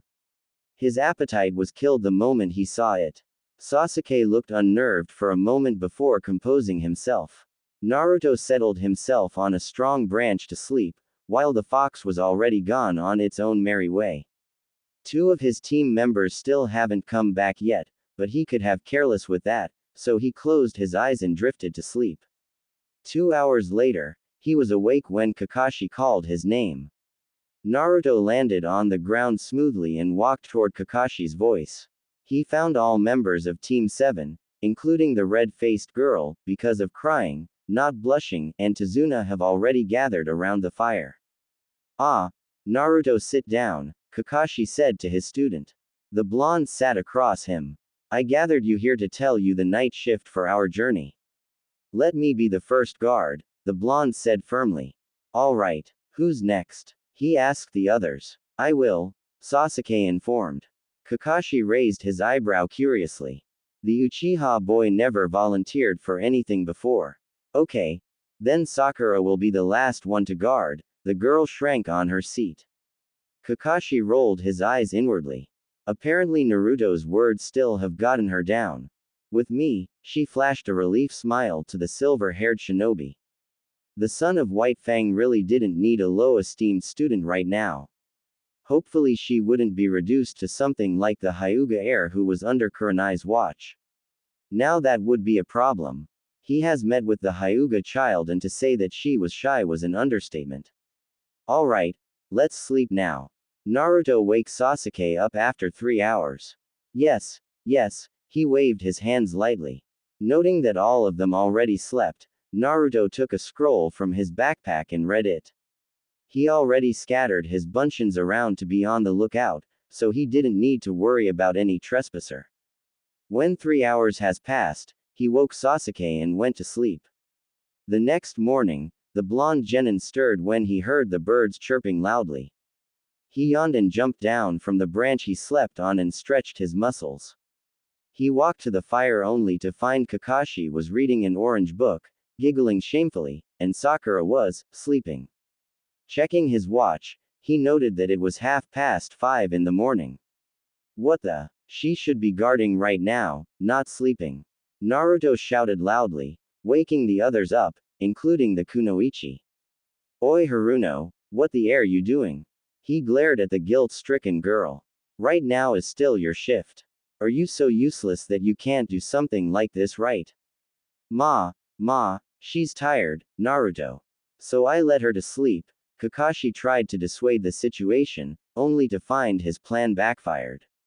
You what? God damn it, Hataki, you should make her do her own job. If you don't start to handle her hard, she would be even more useless than now. And I have no use for a nuisance like her. She was sobbing right now, making Naruto roll his eyes in exasperation. Was she such a crybaby before this? It seems that she became worse as time went on. If she didn't stop her useless crying right now, he'd kill her himself and used her as food for his pets, especially Kibi that would no doubt accept it eagerly. He saw Tazuna went to go to the wood, possibly to take a pee. Ah, old man, I have planted. A scream cut the air and scared birds away. Put traps there, so you should be careful, Naruto continued. His warning came late. Team 7 except Naruto, who shrugged as if it was nothing to worry about, dashed toward Tazuna, hoping that Naruto's trap didn't kill their client. Thankfully,